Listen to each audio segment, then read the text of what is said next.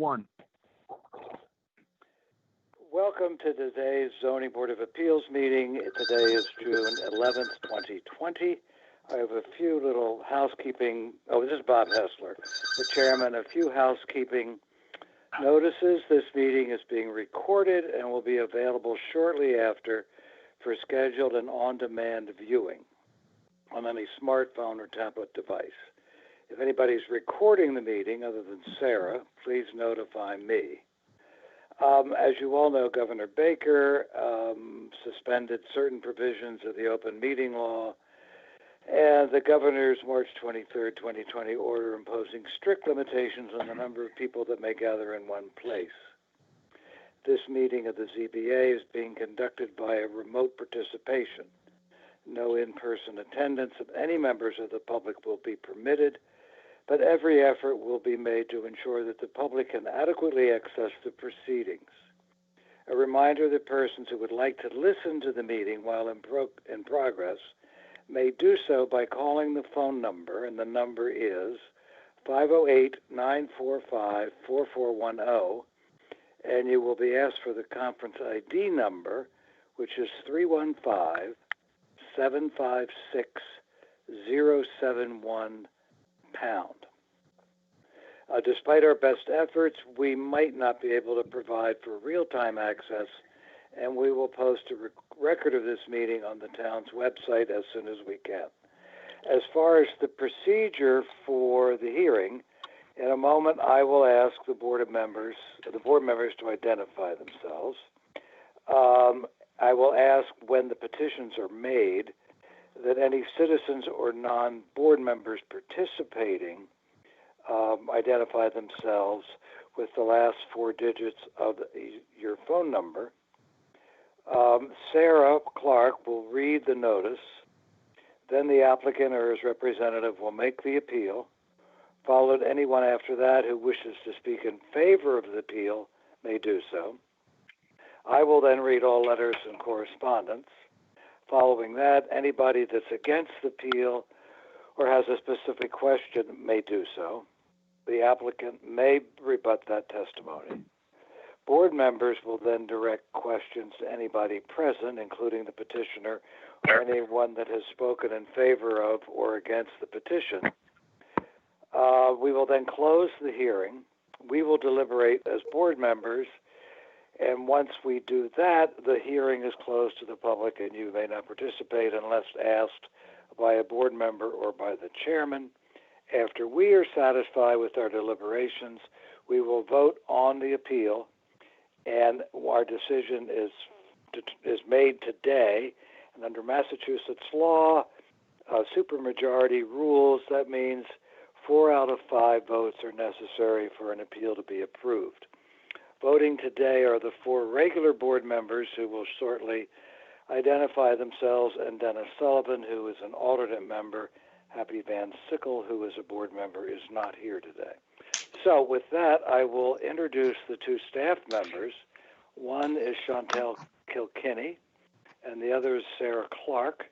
And I will ask the board members to identify themselves, starting with Mr. Nixon. Please state your name and then identify yourself. David Nixon. Mr. Semple. Paul Semple, present. Mr. Veach. David. David Veach. Sarah, do you show him on the screen? He is showing on the screen. He just needs to unmute himself.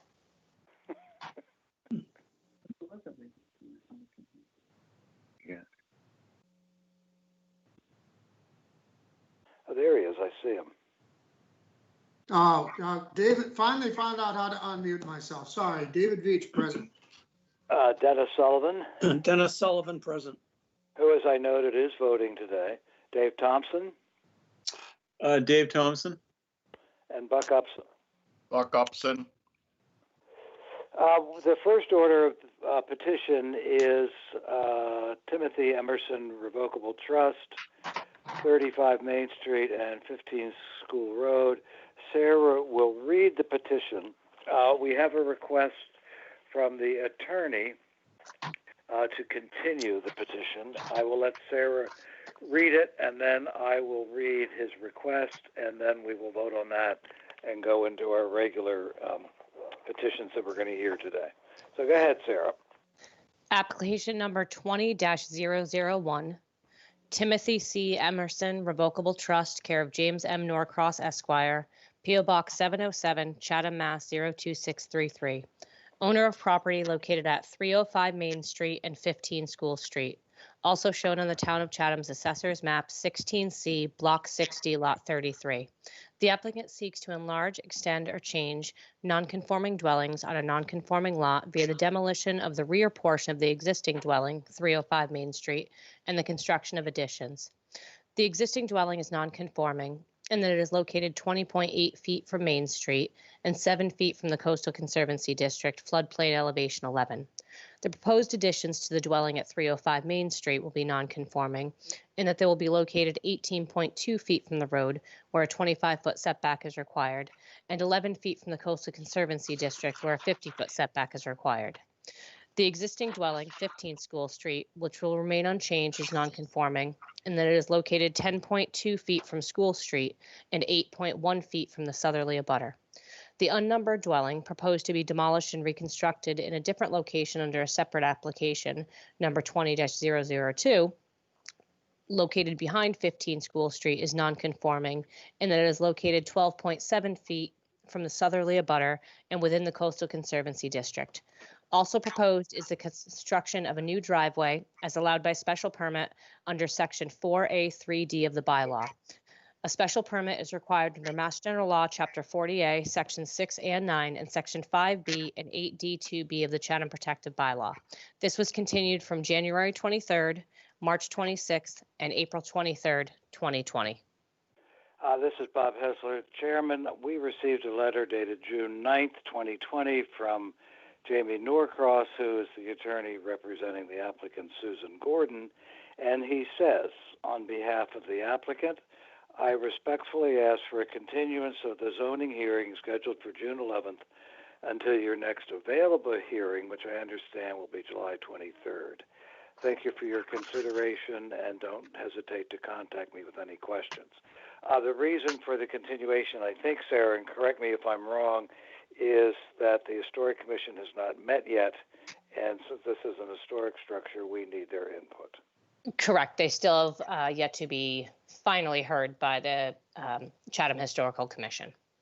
So is there any discussion? If not, I need a motion to continue as requested to July And 23rd. please remember, we do need roll call votes for all of the votes today. Right, I'll get them, yes. This is Paul Semple. I'll move to continue as requested.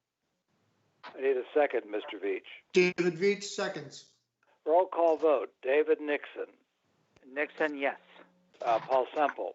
Semple, yes. Mr. Veach. Veach, yes. Dennis Sullivan. Sullivan, yes. And I'm Bob Hessler, and I vote yes as well. So that is continued until the 23rd of July. Next one, Sarah. Application number 20-025, Riptide LLC, care of Paul Hemus Savory De Silva, 157 Brewster Chatham Road, Harwich, Mass. 02645. Owner of property located at 132 Shore Road, also shown on the Town of Chatham's Assessor's Map 16D, Block 18B, Lot 27B. The applicant seeks to demolish the existing nonconforming shed and construct a new 97 square foot garden shed. The existing shed is nonconforming in that it is located 3.7 feet from the westerly abutter. The proposed shed will be nonconforming in that it will be located 4 feet from the westerly abutter, where an 8.3 foot setback is required. The existing building coverage is 3,796 square feet, 8.8%, and the proposed building coverage is 3,789 square feet, 8.8%, where 10% is the maximum allowed. The lot is conforming and that it contains 50,920 square feet, where 40,000 square feet is required in an R40 zoning district. A special permit is required under Mass General Law, Chapter 40A, Section 6, and Section 5B of the Chatham Protective Bylaw. Aaron, I assume you're here and you're going to make the presentation. Yes. Can you hear me? Welcome back from Vermont. Thank you. Are you all to hear me right now? Yes. Okay, great. Well, thank you very much, Aaron Paulinas Saber de Silva.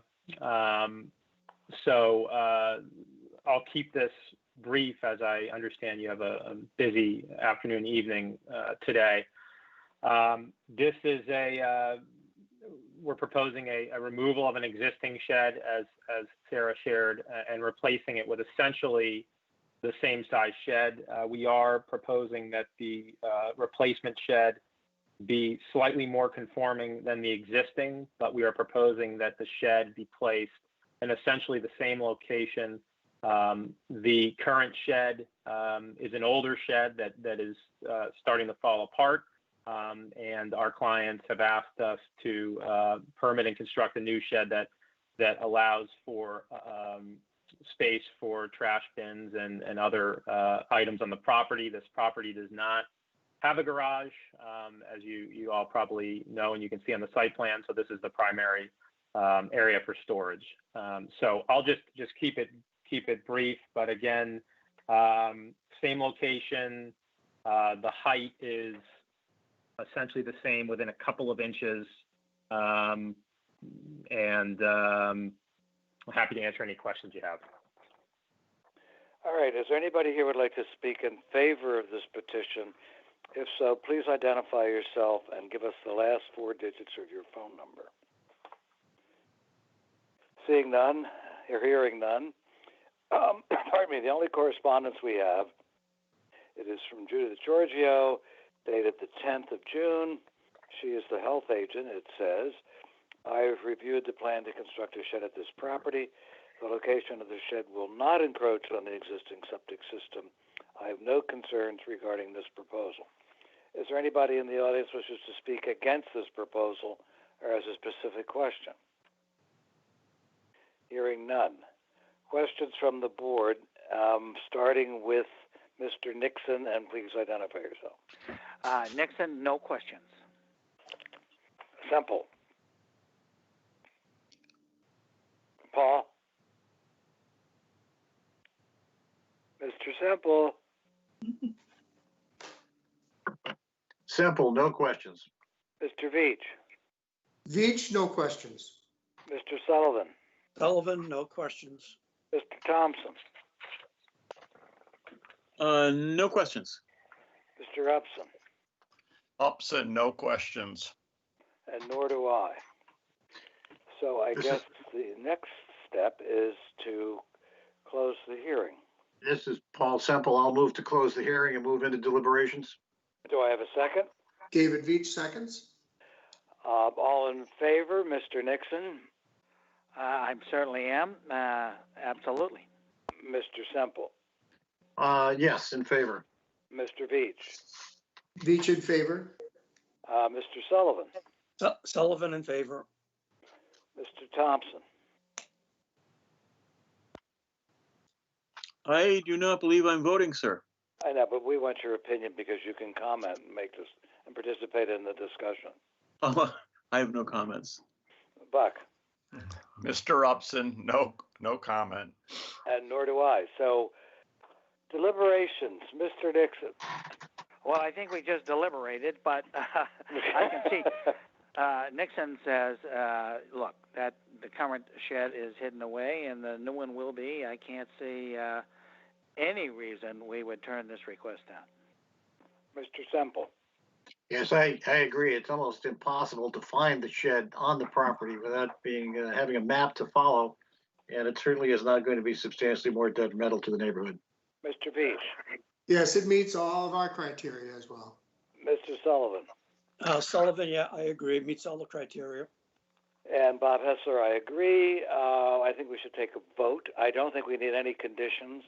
The property is big enough that it can handle whatever traffic is going to be needed to bring it in and take it out and put it together. So that being said, may I have a This is motion to Paul approve? Semple. I'll move to approve the application as submitted. Mr. David Veach? Veach seconds. All those in favor, Mr. Nixon? Nixon, yes.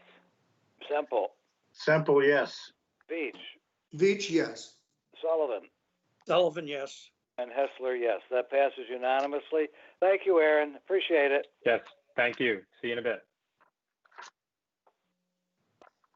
Okay, our next application is application number 20-026, Magnuson 624 Family Limited Partnership, care of Michael Valentino, 524 Reclinata Drive, Longboat Key, Florida, 34288. Owner of property located at 624 Main Street, also shown on the Town of Chatham's Assessor's Map 15E, Block 1, Lot 28. The applicant seeks an appeals permit under Section 225-19 of the Town of Chatham sign bylaw to allow the placement of a 20-inch by 96-inch, 13.3 square feet wall sign on the side of the structure where only one sign is allowed per street frontage per Section 225-4A of the general bylaw. The lot contains 36,553 square feet in a GB1 zoning district. The proposed sign requires an appeals permit under Section 225-19 of the Chatham sign bylaw. Thank you. Is there anybody in the audience who wishes to speak in favor of this proposal? Seeing or hearing none, I will read the correspondence. Well, Mr. Hessler, the applicant needs to present his sign. Oh, you're right. Sorry about that. Who's going to present it? Michael Valentino. Okay, go ahead, Mike. I'm sorry. Oh, there you are. Yeah, we had formerly been located at 482 Main Street, about a block away. We had two signs, actually the exact same two signs located on the building, pretty much in the same siting, but on a different building. One overhead the front entranceway, and then one on the side of the building. In the case of 482 Main Street, that was a permitted use because that was an actual street corner. In the case of 624 Main Street, formerly known in the building in its entirety as the Chatham Hardware Store, we now have the holy grail of shopping downtown Chatham, which is designated parking for our guests. And as you know, there's probably only about well less than 50 parking spaces on Main Street in Chatham in the downtown core. I believe that we've got about 10 spots in the 624 location there that are marked, as well as other unmarked spots. So really adding to the viability of shopping in the downtown area by presenting, again, the holy grail of all downtown areas I'm involved in, which is off-street parking for the customers. So I think that is important to recognize. Secondly, our signage has already passed three of the most, I believe, relevant criteria with the HDC. Back in 2008, we had the two signs approved at the 482 Main Street. The signs were constructed by the Chatham Sign Shop.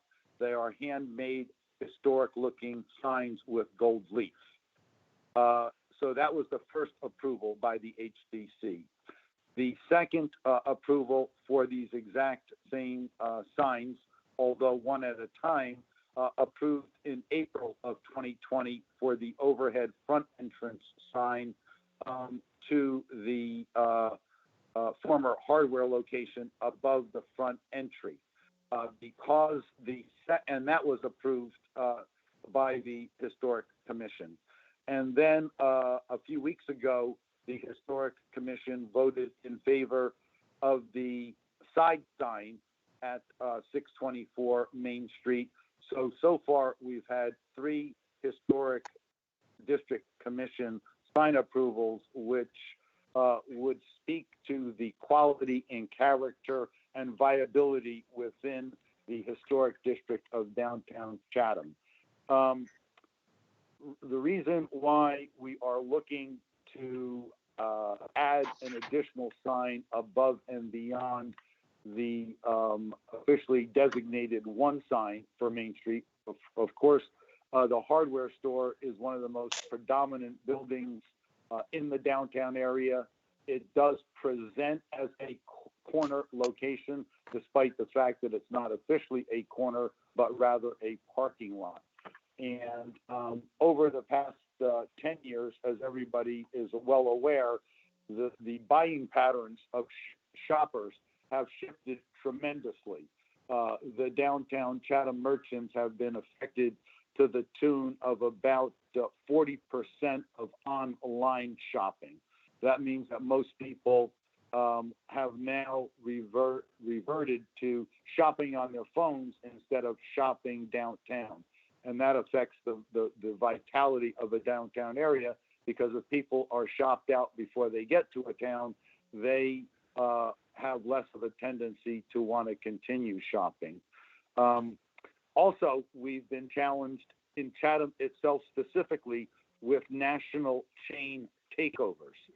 Our number one brand in our Island Pursuit store formerly was a brand known as Mahi Gold. They are located across the street from 482 Main Street. They are a nationally dispensed brand.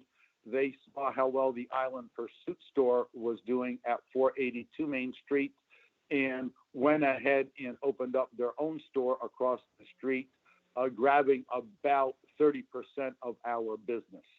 This happened a second time, very close by to the current location at 624 Main Street, with a brand called Southern Tide.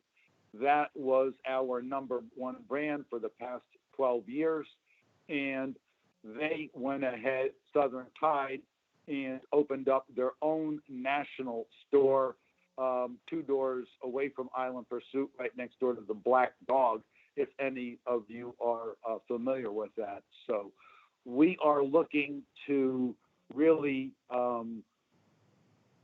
create our market share once again by making sure people know where we're located at and that we do have the parking available, which I think is important to the downtown area, as I've mentioned a couple times. But the other element of the equation, if any of you recall the hardware store side of the building, it does present itself rather modestly, to say the least.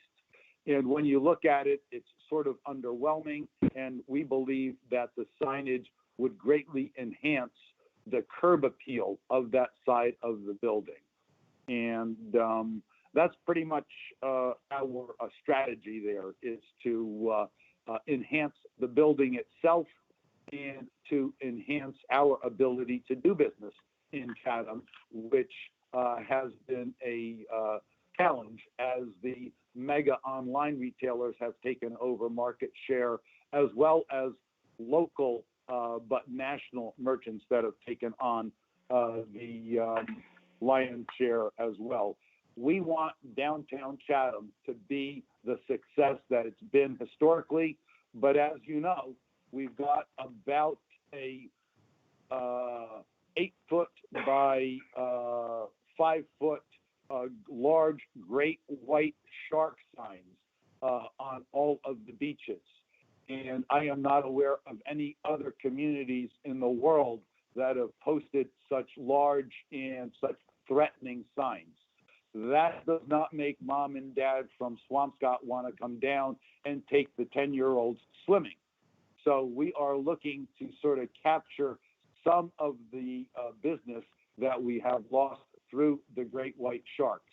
You know, while I can understand that it takes an abundance of caution in order to protect the general public from these great white sharks, you look at the state of California, which has got about 10 times the amount of great white sharks as Chatham does. You don't see one of those signs on their beaches.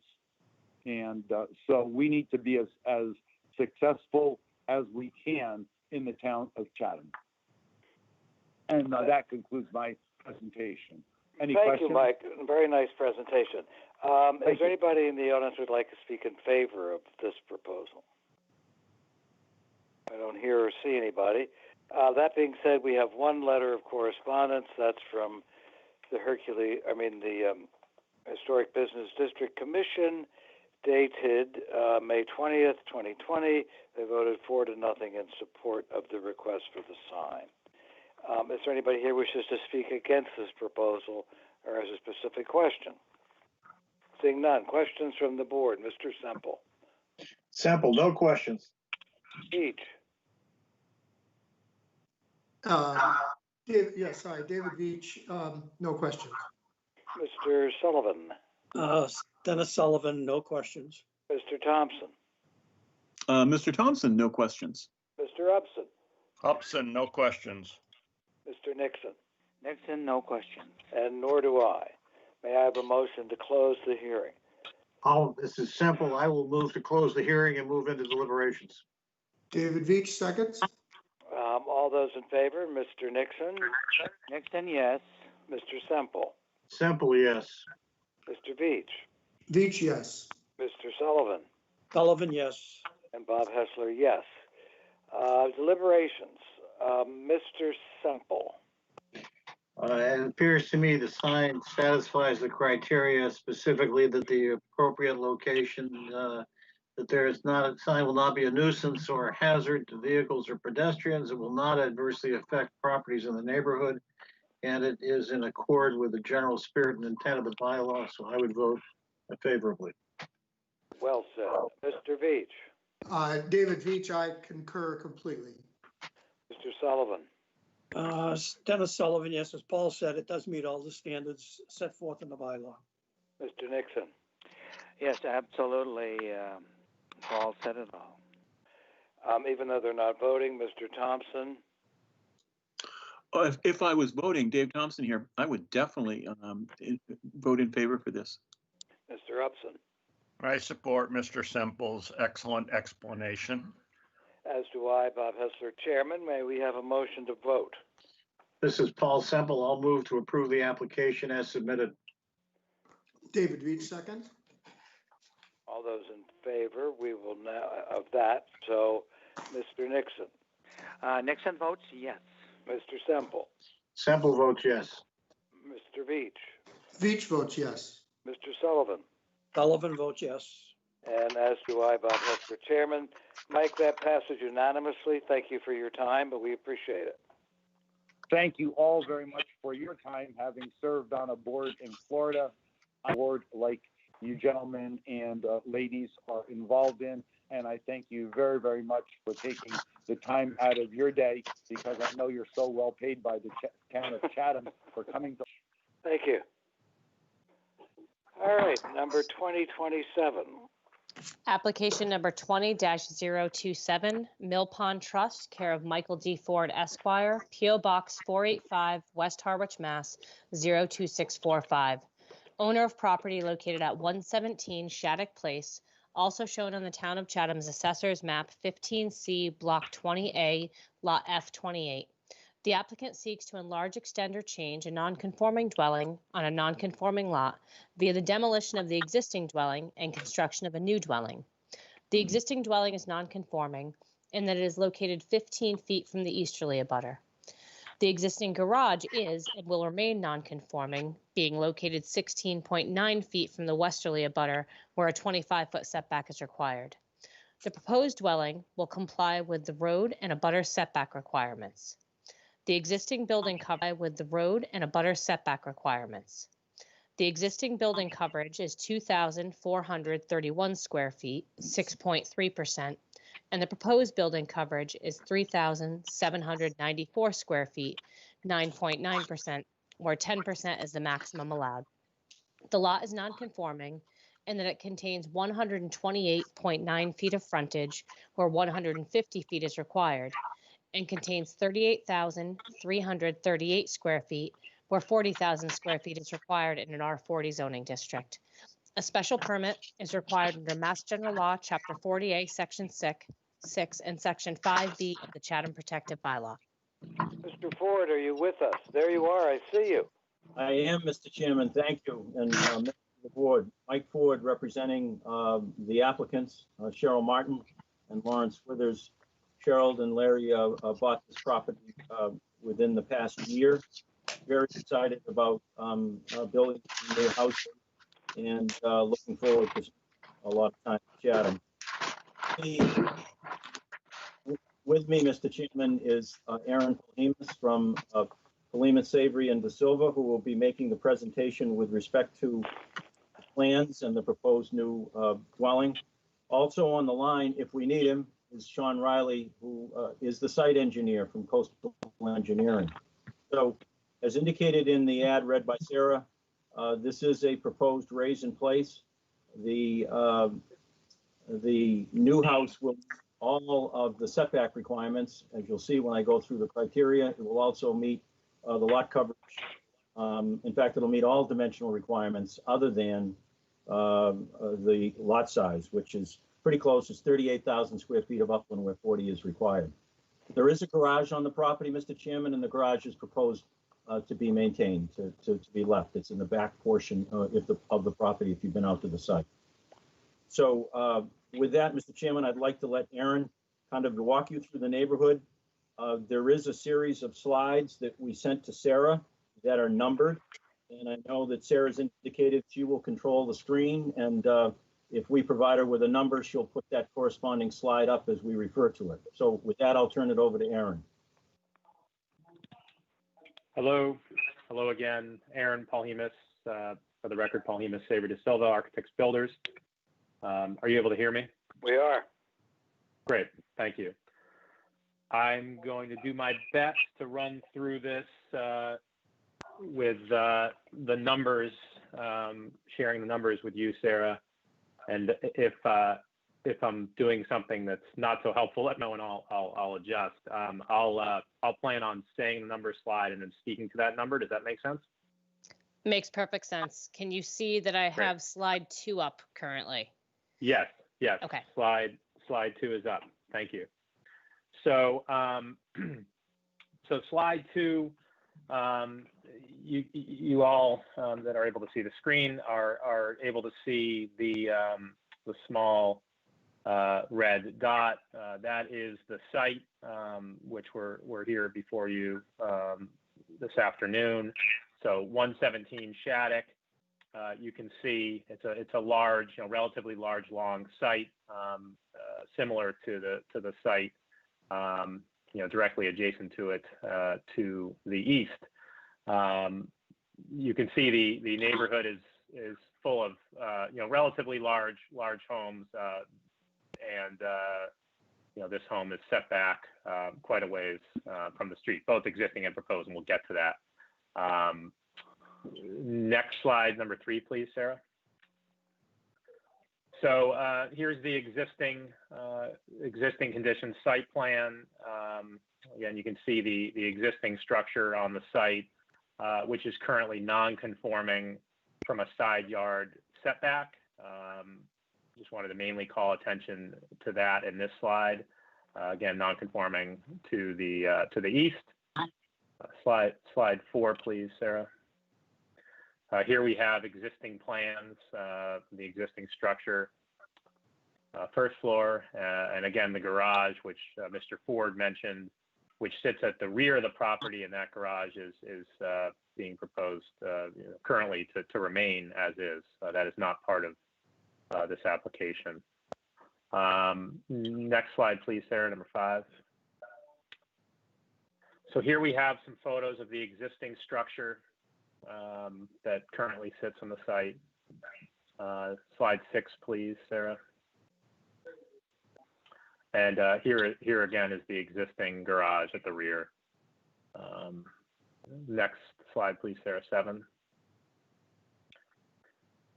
So here is the proposed footprint of the structure. You can see it's being proposed to be set back quite a ways from the street, very similar to other homes in the neighborhood.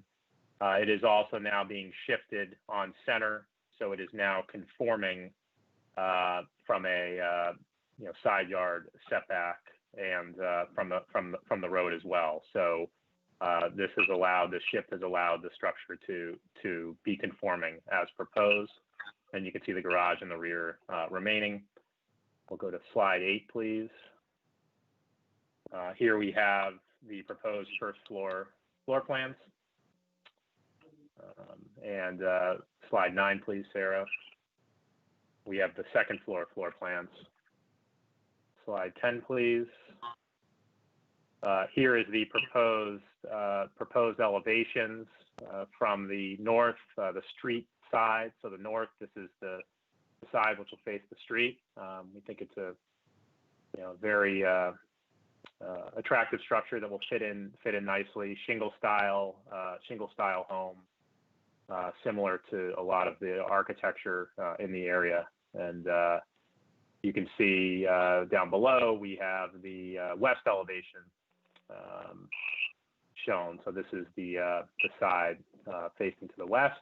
And then slide 11, please. Thank you. So here we have the proposed south, which is the rear elevation, and then the proposed east, which is again east-facing elevation. Slide 12, please. If that is it for the overall house. If we can just go back, Sarah, to slide number 3. We'll just leave it at slide 3. Great. As we, I'm sorry, slide, that's existing. I'm sorry, slide, this is where this gets hard. Let me find it, sorry. The slide 7. There you go. Great. Thank you very much. So we'll leave it there, and I will, I'll turn that over to Mike. Thank you, Mr. Chairman. If I might, I'd like to simply go through the criteria. I did send these ahead of time to Sarah, so can I assume, Mr. Chairman, that the board members have had a copy of these presented to them? At least the chairman has. I can only speak for myself. All right, okay. Well, I'll run through. Did everybody else get it? Because it'll make it simpler if Mike can kind of breeze through it instead of going through it in detail. Yes, Bob, the criteria was submitted to all of the board members. Okay. All right, Mike, make it as short as you want. Okay. So, as indicated in the presentation, there are some nonconformities with respect to the existing property. They're mainly just setback requirements on the easterly side. The site being 38,000 square feet, where 40,000 is required, is a fairly generous site. The new house will meet the setbacks. That's why I asked them to put the plan back up so you can see that we've got a completely conforming house in terms of all dimensional requirements. The reason we're here is that the lot is a little shy of 40,000 square feet and a little shy of the frontage. And those are the two things that trigger your review and approval by way of special permit. So I'd suggest that the site is adequate for the proposed new project. Compatibility size of the proposed structure. I think as Aaron showed you on the and you're familiar with this area, I think it fits in with the size of most of the houses on the neighboring properties. And therefore, I think you can find that it is compatible. In terms of the proposed increase in the non-conforming nature, there is no increase in any non-conformity on the site with this proposal.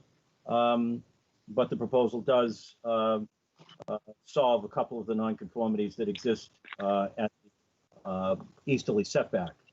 The one exception to this site being completely in conformance is the garage is still non-conforming sitting back there in terms of the abutter setback to the rear. But we're not proposing to do anything with the garage right now. Impact of scale sighting mass on neighborhood visual character, including views, vistas, and streetscapes. As Aaron said, the building is set back quite a distance from Shattuck, so it's not that visible from the street. The driveway comes in and turns. It's not a dead-on driveway, so I don't think there'd be any impact on the streetscape on Shattuck Place. Compatibility of the use with neighboring uses. It's residential, continue to be residential. Town sewer is available at this site, so this will be on the sewer. I'd suggest there will be no impact on traffic flow, safety, and no adverse impact to noise, litter, and it has adequate utilities. We'd be happy to take questions. I will tell you, Mr. Chairman, if you looked at the pictures, you might have scratched your head and said, is this old enough to have gone before historic? It was. Historic did review it and did not impose any demolition delay on this house. Thank you, Counselor. Is there anybody in the audience wishes to speak in favor of this proposal? Seeing none or hearing none. Sarah, you got an email from Michelle Clark, and she's dated it 2019. We Is that did. So, correct? yes, they came to the Historic Commission in 2019, and they apparently, according to Michelle's email, imposed a 6-month demo delay, which expired in September of 2019. But the house wasn't sold until this year, right? Correct. Okay. So, I don't see any reason to read the correspondence since it's grossly out of date. So, Mr. the Chairman, other letter. Go Mr. ahead. Chairman, I do stand corrected. There was a 6-month delay and it had expired. I misspoke. Yeah, that was in September. Yeah. Yes. The other letter we have is from Judith Giorgio, the health agent, dated the 9th of June. I have reviewed the plans proposed for the new building at this property. The property is connected to town sewer. The existing house has 3 bedrooms, and the plan to add a 4th bedroom will require an increase in sewer flow. Application to the sewer department must be made for the additional flow. I have no further questions at this time. Is there anybody in the audience who wishes to speak against this proposal or has a specific question? Mr. Thompson, does your dog wish to speak? I'm sorry, sir, but he's not here. Oh, well, some barking dog. But anyway, you can start. Questions from the board. I have no questions of Aaron or Mr. Ford.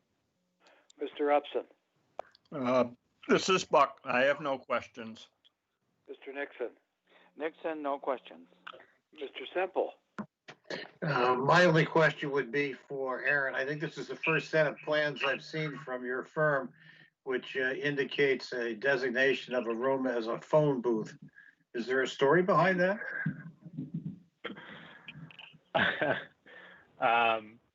Yes, I'll keep it brief. These clients actually would like to have a designated space where people speak on the phone, so they're not running around the house on cell phones and not interacting with people verbally without phones. So that is the only place they'll be allowed to speak on the phone in the house. Is it going to be a payphone like Paul Getty had in his place in England? We might have to look into that, but it is a first. It's a first for PSD. So we're good pickup, Paul. We're looking forward to our first phone booth. We may want to consider that in other sets of plans for everybody's benefit. I think it's a great idea. Other than that, no questions. Mr. Veach. Yes, David Veach has no questions. Mr. Sullivan. No, my only question, Dennis Sullivan, my only question was dealing with the age of the house, and it's been answered, and that's fine. Bob Hessler, I have no questions. May I have a motion to close the hearing and go into deliberations? This is Paul Semple. I'll move to close the hearing and move into deliberations. David Veach seconds. Mr. Nixon. Nixon votes yes. Mr. Semple. Semple votes yes. Mr. Sullivan. Sullivan votes yes. And Hessler votes yes. Deliberations, Mr. Thompson. Thank you, sir. The Valet, I refer to it as the Valet House. It really needs to be replaced. It's seen as better days, and replacing it with the home that Aaron has designed is absolutely gorgeous. Congratulations. If I was voting, I would vote yes. Mr. Upson. I support it. Mr. Nixon. Nixon says that it's a great upgrade. It's excellent. Mr. Semple. Semple says it's certainly not substantially more detrimental to the neighborhood and votes in favor of it. Mr. Veach. And Mr. Veach points out that it meets all of our criteria. And Mr. Sullivan. Sullivan affirms that it meets all the criteria. It's a beautiful project. And the property is certainly big enough. I don't think we have to condition it. My guess is, Mike, that there's enough space even working? Well, let me poll the board. Do we want to wait till after Labor Day to start work on it or not? Nixon says, yes, I think it needs to wait. Any other comments? Is that all right with you, Mike? I defer to Aaron. I'm not sure what the construction schedule is, Mr. Chairman. I mean, we plan to start, the goal is to start late August, early September. If it's a significant issue, we could wait. I would ask that it be considered that, you know, it is a very large site.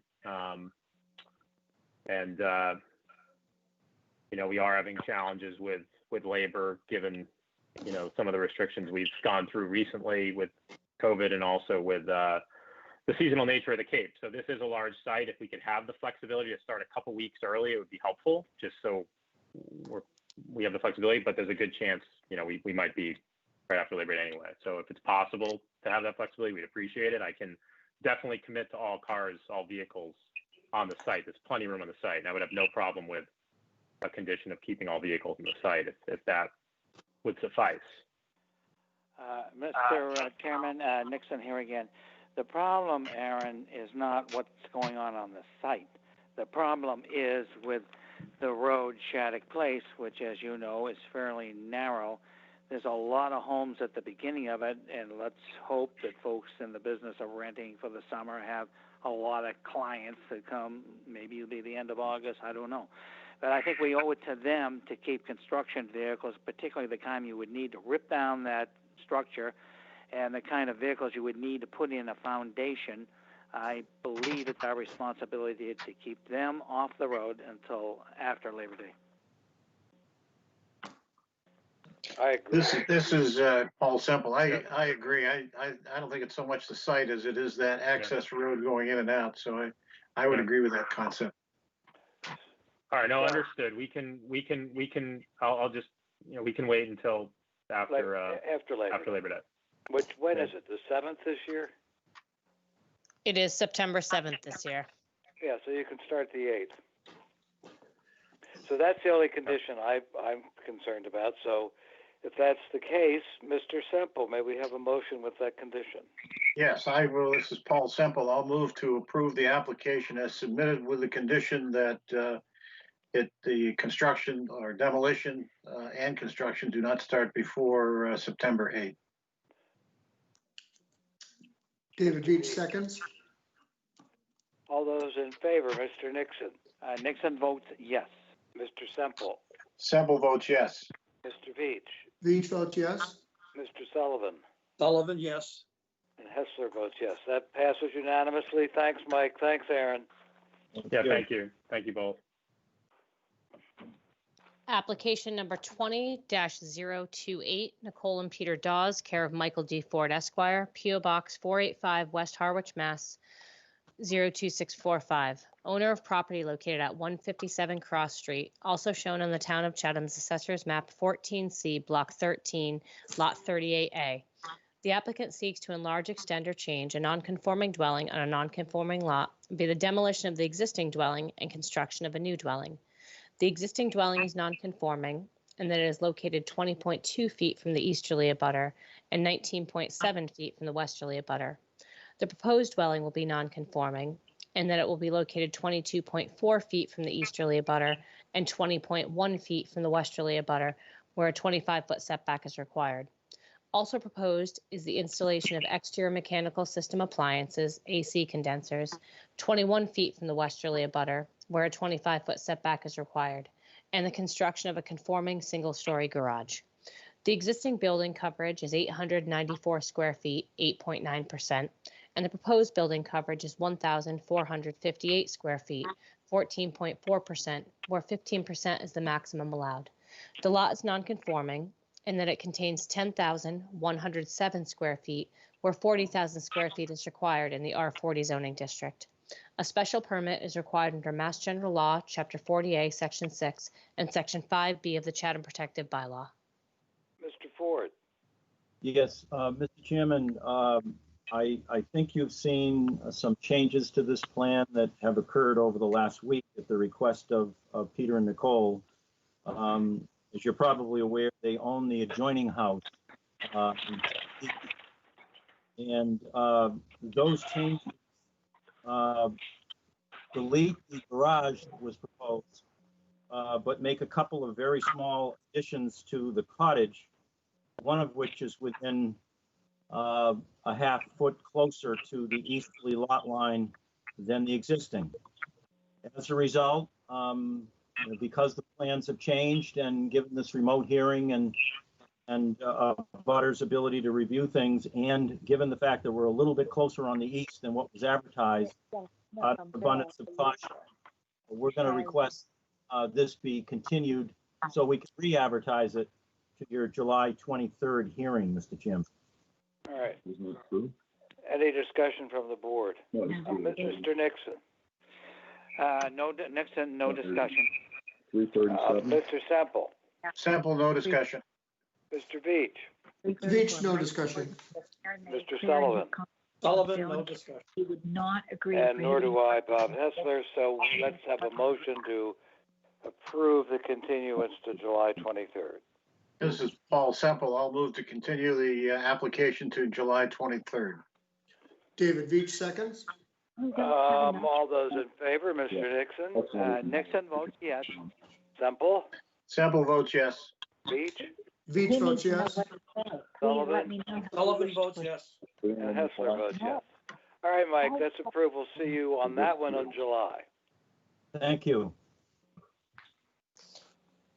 Our next application is application number 20-029, Francis R. White Irrevocable Trust, care of Theodore Stribert, 15 Linden Tree Lane, Chatham, Mass. 02633. Owner of property located at 40 Kitty's Lane, also shown on the Town of Chatham's Assessor's Map 3B, Block 59, Lot B56. The applicant seeks to enlarge, extend, or change a non-conforming dwelling on a non-conforming lot via the construction of additions. The existing dwelling and proposed additions comply with road and abutter setback requirements, but are non-conforming as to building coverage. The existing building coverage is 1,889 square feet, 18%, and the proposed building coverage is 1,959 square feet, 18.7%, where 15% is the maximum allowed. The lot is non-conforming in that it contains 10,500 square feet, where 20,000 square feet is required in the R20 zoning district. A special permit is required under Mass General Law, Chapter 40A, Section 6, and Section 5B of the Chatham Protected Bylaw. Sam, are you there? And I'm just going to ask any guests that are on here, if you can please mute yourself, it would be greatly appreciated, unless you're speaking. Mr. Stribert, are you there? Yes, I am. The floor is yours, Sam. Thank you so much. This is Sam Stribert. I'm the architect for Getsuris. They live in a house that was originally just the east side ranch. In 1988, the west side addition was made, and the ranch was joined by this addition. The ranch still provides space for bedrooms, sitting space, and the kitchen in the house. The west side provides the major living space in the house and an additional bedroom. The ranch's original bedrooms are very small and open to a sitting space lacking privacy. By adding a second floor to the ranch, the bedrooms can be more privately and easily arranged with more bathrooms as well. With only one bedroom on the first floor, the kitchen can be enlarged and be worked by several people. The addition sits on the current footprint of the house and in no way extends the nonconformity. The owners have added a covered front entry for comfort at the door and a beneficent addition to the streetscape, but also added as a box bay addition to the living room in the back to bring in their lovely side yard terrace. The additions constitute 28 square feet and 32 square feet respectively, a 0.7 increase in the 18% coverage, almost de minimis. The the lot itself is 10,500 square feet, and as such is well below the 20,000 square feet that's required for the district. But it's not alone on this street where the largest lot is just down and to the east at 19,583 square feet.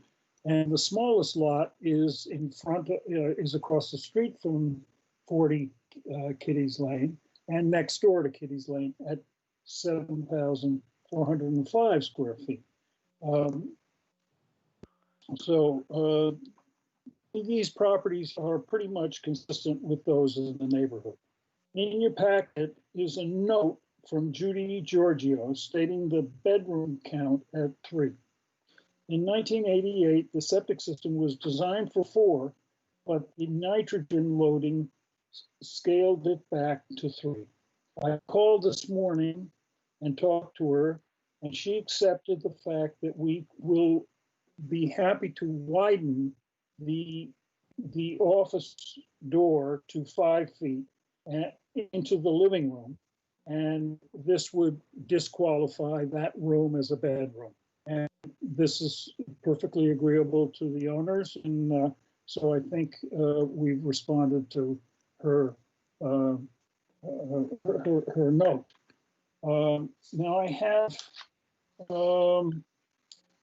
the criteria, and I wish I could have submitted this earlier so it could be in your packet, but basically the adequacy of the size of the lot is consistent with the fact that the house itself is conforms to all the dimensional controls with room to spare, except on the east side, which is fairly close. This is the only thing that we would be doing is adding a very small amount onto the coverage from 18% to 18.7%. Compatibility of the site with the neighbors. I've just told you a little bit about the neighboring lots. The next door lot is 10,000 square feet, equal in size almost to the subject lot. And then the other lots are more like 7,000 and 8,000. And then there's one lot that's 19,000.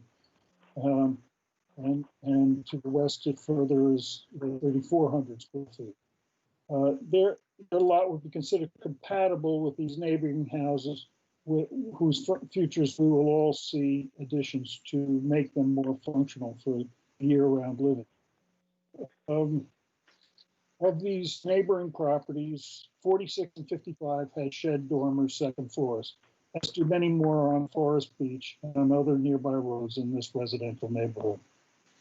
The extent of the increase in the non-conforming nature, basic idea of this addition is to make use of an existing foundation and footprint so that the extent of the non-conforming nature would be due to 2 small features which would have an insignificant impact on the size of the house while affording very significant amenities for the use of the house and the streetscape of Kitty's Lane.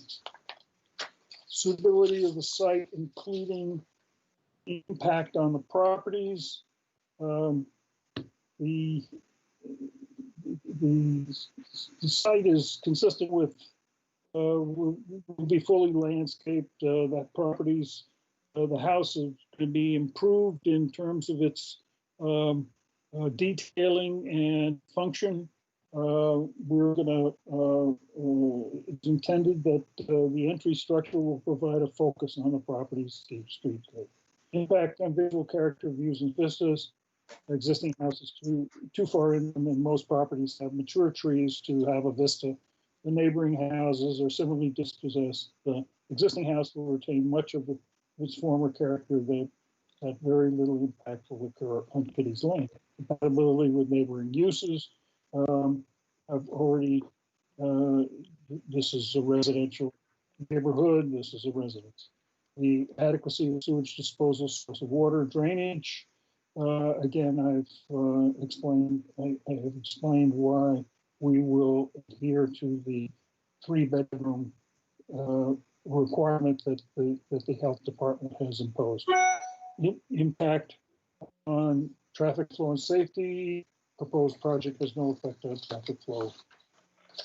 Noise and litter, adequacy of utilities, visual impact on the neighborhood. These are all not applicable, and especially the extent of the lateral expansion criteria is not applicable to this project because it is not in or near conservancy district. So that's my presentation. I'd be happy to take any questions. Thank you, Mr. Streiber. Is there anybody here who would like to speak in favor of the proposal? Seeing or hearing none, the only correspondence we have is from Judith Giorgio, dated the 9th of June, and Sam has addressed that. She said that it was 3 and now it's being proposed as 4, but Sam spoke to her this morning and it's going back to 3, so I guess everything's copacetic. That's correct, Sam, right? Yes, absolutely. Whatever the Board of Health wants, Health Department wants, was just my overlooking the nitrogen loading aspect because I had a plan that said it was sized for 4 bedrooms, and so my error in misleading the client. Right. Is there anybody here who wishes to speak against this proposal or a specific question? Seeing none, questions from the board. Mr. Upson. Yes, I have a question for Sam. Sam, Sure. which bedroom on the prints that we have dated April 21st, which bedroom is going to become not a bedroom? Okay, it's labeled in plan as office, and it's in the lower right-hand corner. There's a single 2'6" door that will be widened to a 5-foot opening, and that will make the office really an office and not a bedroom. So based on that, Sarah, does the ZBA need a new set of prints, or do we just let that slide? It won't get through building review and health review without that being widened to the necessary opening. So they wouldn't be able to get a building permit without having to go through all the proper channels. I will make a note in the decision letter that that office door will be widened so as to not be considered a bedroom. All set. Thank you. Mr. Nixon. No questions. Mr. Veach. David Veach, no questions. Mr. Semple. Mr. Semple, I just wanted to clarify the setback from the road, Sam, on your chart, which is the zoning chart on A1, is indicated at 16.2 feet on the proposed. That actually is 26.2, correct? To the front porch? That's correct. My error. Oh, yeah, 26.2. Yep. Okay, good. I had no other questions. Mr. Sullivan. No, Sullivan has no further questions. Mr. Thompson. I have no questions of Sam. And Bob Hessler, I have none either. So let us go into deliberations. This is Paul Semple. I'll move to close the hearing and move into deliberations. David Veach, second. All those in favor, Mr. Nixon? Nixon votes yes. Mr. Semple? Semple votes yes. Mr. Veach? Veach votes yes. Mr. Sullivan? Sullivan votes yes. Mr. Thompson? I would vote yes. Mr. Upson? I would vote yes. All right, deliberations. Buck, your insight. I was confused over the fourth bedroom. I don't know how much insight I have, but looks good to me. Mr. Nixon. Nixon believes that this is a very small project as far as expansion, and we could easily vote to approve it. Mr. Semple. Paul Semple, I agree that it satisfies all of our requirements. Mr. Beach. And I agree with that. Mr. Sullivan. Sullivan says that it meets all the requirements. It looks like all the other houses in the neighborhood did the same thing. Ma'am, this is Bob Hessler. I agree. Actually, it's a very nice project, Sam. Thank you very much on behalf of your clients. Because it's a small street, I do think we have to restrict construction until after Labor Day, no on-street parking, and our usual regulation, what is it, 8 to 5 for construction, nothing on weekends. Is that right, Sarah? So you want the typical seasonal the typical conditions, which would be all construction activity and vehicles to be contained on site between June 30th and Labor Day. No exterior construction will be allowed. No work shall be permitted on weekends. Construction activity between 8 a.m. and 5 p.m. only. That's what I'd like. Sam, is that all right with you? Yes, it is. All right, so that's the what we're going to vote on, the approval with those conditions. All right, this is Paul Semple. I'll move to approve the application with those conditions. David Veach, seconds. Mr. Nixon. Nixon votes yes. Semple. Semple votes yes. Veach. Veach votes yes. Sullivan. Sullivan votes yes. And Hessler votes yes. That's unanimous, Sam. Thanks for coming by. Thank you.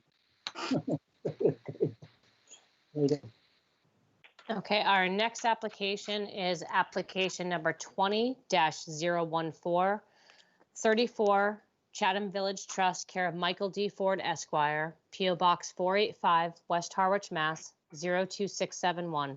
Owner of property located at 34 Hallway Street. Also shown on the Town of Chatham's Assessor's Map 17C, Block 37, Lot 16A. The applicant seeks to enlarge, extend, or change a non-conforming dwelling on a non-conforming lot via the demolition of the existing dwelling and garage and the construction of a new dwelling. Also proposed is the construction of a new driveway, an extension of an existing footpath as allowed by special permit under sections 4A3A and 4A3D of the bylaw. The existing dwelling is non-conforming in that it is located 21.3 feet from the road and within the Coastal Conservancy District. The proposed dwelling will be non-conforming and that will be located 21.3 feet from the road where a 25-foot setback is required and will remain within the Coastal Conservancy District where a 50-foot setback is required. The lot is non-conforming in that it contains 2,460 square feet of buildable upland where 20,000 square feet is required. The lot contains 39,914 square feet in the R20 zoning district. A special permit is required under Mass General Law, Chapter 40A, Sections 6 and 9, and Sections 5B and 8D2B of the Chatham Protective Bylaw. Mr. Ford. Yes, thank you, Mr. Chairman. For the record, Mike Ford, attorney for the petitioner, 34 Chatham Village Trust. Also with me is Aaron Polhemus of Polhemus Savory de Silva, who have designed this house on this property and are part of the petition. Also is Sean Riley.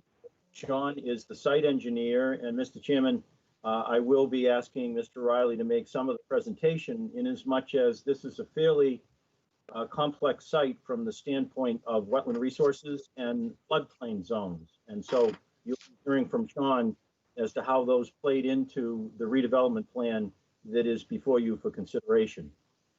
Also on the call, Mr. Chairman, is Attorney Ben Zender. Ben is also an attorney representing the petitioner's 34 Chatham Village Trust as they are the landowners of this particular site. So with that, what I'd like to do to start is to go right to Sean Riley. We have sent in a presentation agenda similar to Shattuck, Mr. Chairman, where we sent it over to Sarah. We've numbered the various slides, and whoever is presenting will coordinate with Sarah, and I'm sure she will do it as aptly as she did on the Shattuck Lane petition. So first, I'd like to go to Sean Riley to walk you through some of the things that exist on the site from a resource area standpoint and floodplains, how they figured into the development that's before you. Sean? Thank you, Mike. Sarah, I'm going to do the same thing that Aaron had suggested before. If it's all right, just suggest the slide number as we move through this. That works fine with me. Great. Starting with slide number 2, and for the record, Sean Riley, Coastal Engineering. As Mike said, this is a complicated site. I think it's worthy to go through the existing condition site plan to show you where those site constraints were and the challenges that we had to develop a plan that's before you today. So the site, the property drops down off of Hallway Street about 9 feet to a low area around elevation 6. The existing garage is situated down in that low area, immediately adjacent to a wetland. The back corner of the garage touches the wetland. There is an asphalt paved driveway that comes down off of Hallway Street at a steep incline. And the edge of the driveway actually, the very end, cuts into a coastal dune. The house sits on a coastal bank, and from the existing plan, you can barely see the red outline of the 50-foot buffer across the street on Hallway Street. Most importantly, you'll see the highlighted line on the existing conditions you see on the screen. That represents the V-zone boundary, and that's at elevation 19. And again, just for reference, the garage sits down around elevation 6. So it's anticipated to have wave heights above essentially where the garage is now and into where the existing house sits. It transitions from the V zone to an A zone, which is elevation 15, which essentially carries pretty much to the street side of the house as well as to the street itself on the northeast corner. Looking at the next slide, slide 3, this just gives you a better overview of the conditions that we're looking at. You can see the sand in the aerial view of the path of the dune spilling onto the driveway, again, which is a asphalt driveway. The location of the garage immediately adjacent to the wetland. And then again, the V-zone cutting through a portion of the main house. The next slide, number 4. This shows the rear elevation of the existing house. The existing house has living space on the lower level. It's 2 stories at the rear of the house, and essentially this is entirely within both flood zones and is non-compliant, as the lower level is approximately elevation 9.2 with the V zone at 19 and the A zone at 15. If you could go to slide number 5. This is a photo of the inside of a portion of the lower level. This is their family room. So in developing this design, we look at several different options. We had to look at how it impacted the resource areas, the character of the neighborhood with the design of the house, essentially the aesthetic from the street, and also any way that we could improve the Board of Health regulations with respect to the septic. It was a multifaceted design that took us quite a long time to come up with, that we're here before you today. We started with looking at renovating the existing structure, but quickly reached the 50% appraised value of the home, which triggered the full compliance with FEMA and the building code regulation, which would require us to elevate the existing house. So we'll go to slide number 6. Now, slide 6 essentially gives you a good idea of where this house sits. If you look at the lower or the left-hand side, you'll see the existing building, and to the left of that, you'll see the flood zones and the perspective of where those flood zones fall within the existing house. The middle diagram shows what the existing house would need to be elevated to meet the requirements of the velocity zone. The ridge elevation would be approximately 44.7, and the rear of the house would be over 35 feet tall if we were to elevate the structure to the V-zone standards. We looked at that cost quickly became economically unfeasible. It also left us in the position that we would have to put this up on a pile foundation. The house would be elevated some 5 to 6 feet above the grade at the street side of the house. So essentially you'd be seeing a house up on piles 5 to 6 feet above the grade on the street side of the house. We decided that we were going to try and consolidate the house and push it outside of the V zone, get it into the A zone. That allows us to drop the overall height of the house by over 4 feet. It also allowed us to remove the existing garage from the V zone, and also to remove the pavement from the V zone as well. What you see on the right side of this page is the result of that, which is the proposed building meeting the A zone standards with a height that is, again, 4 feet lower than if we were to just elevate the existing house to meet the requirements. If we could jump to the next slide, slide 7. So this is the street view looking with on Hallway Street, looking out over the house, the lower area behind the house. And the next slide on 8 shows essentially if we were to take the house and elevate it up to the V-zone standards, up on a pier or pile foundation, it would be some 5 to 6 feet above the required V-zone separation elevation. It would also leave the house within the V-zone, and the aesthetic wasn't within the character of the neighborhood. So we quickly moved away from this and moved into focusing on an A-zone design that would be pretty much in the same footprint, so that we wouldn't impact a lot of the views in the neighborhood, but also we're up against the street setback at we're into the street setback of 25 feet. We're at 21 feet. So essentially we held the existing corner of the house at the setbacks, the northwest corner, and narrowed the house so that it allowed us to pull the house entirely outside of the V zone. So I'd like to, Sarah, sorry to do this to you, but if you could jump to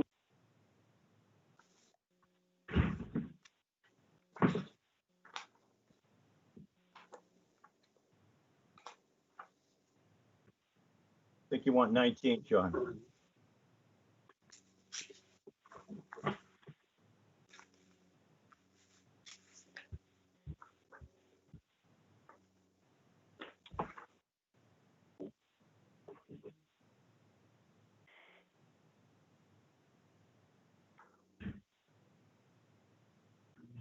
Sean, are you looking for the proposed site plan?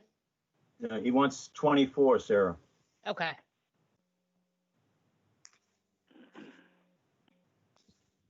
Sean, you still there?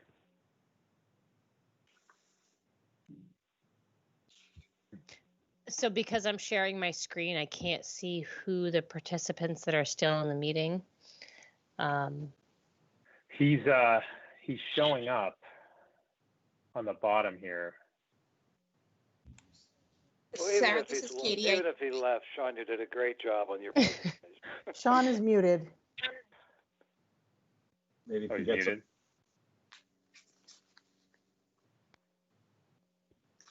Can you unmute, Sean? Go ahead, Aaron. Take over. All right, I think I can. I think I can take it. Yeah, thank you, Sean. Hope you're okay. So thank you, Sean and Mike, for the intro.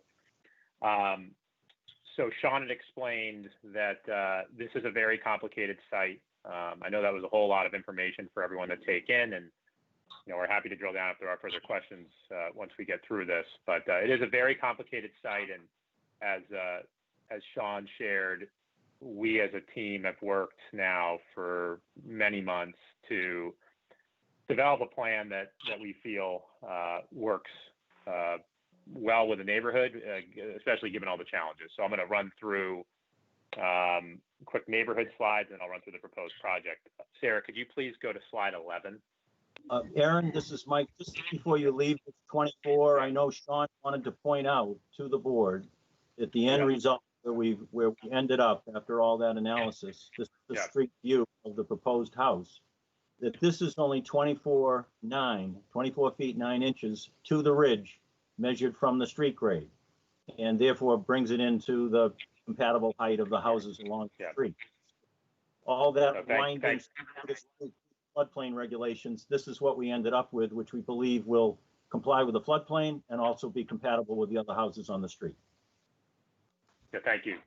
Thank you for that, Mike. So slide 11. So we're just going to quickly run through. Actually, I'm sorry, Sarah. Slide 9. Slide 9 first.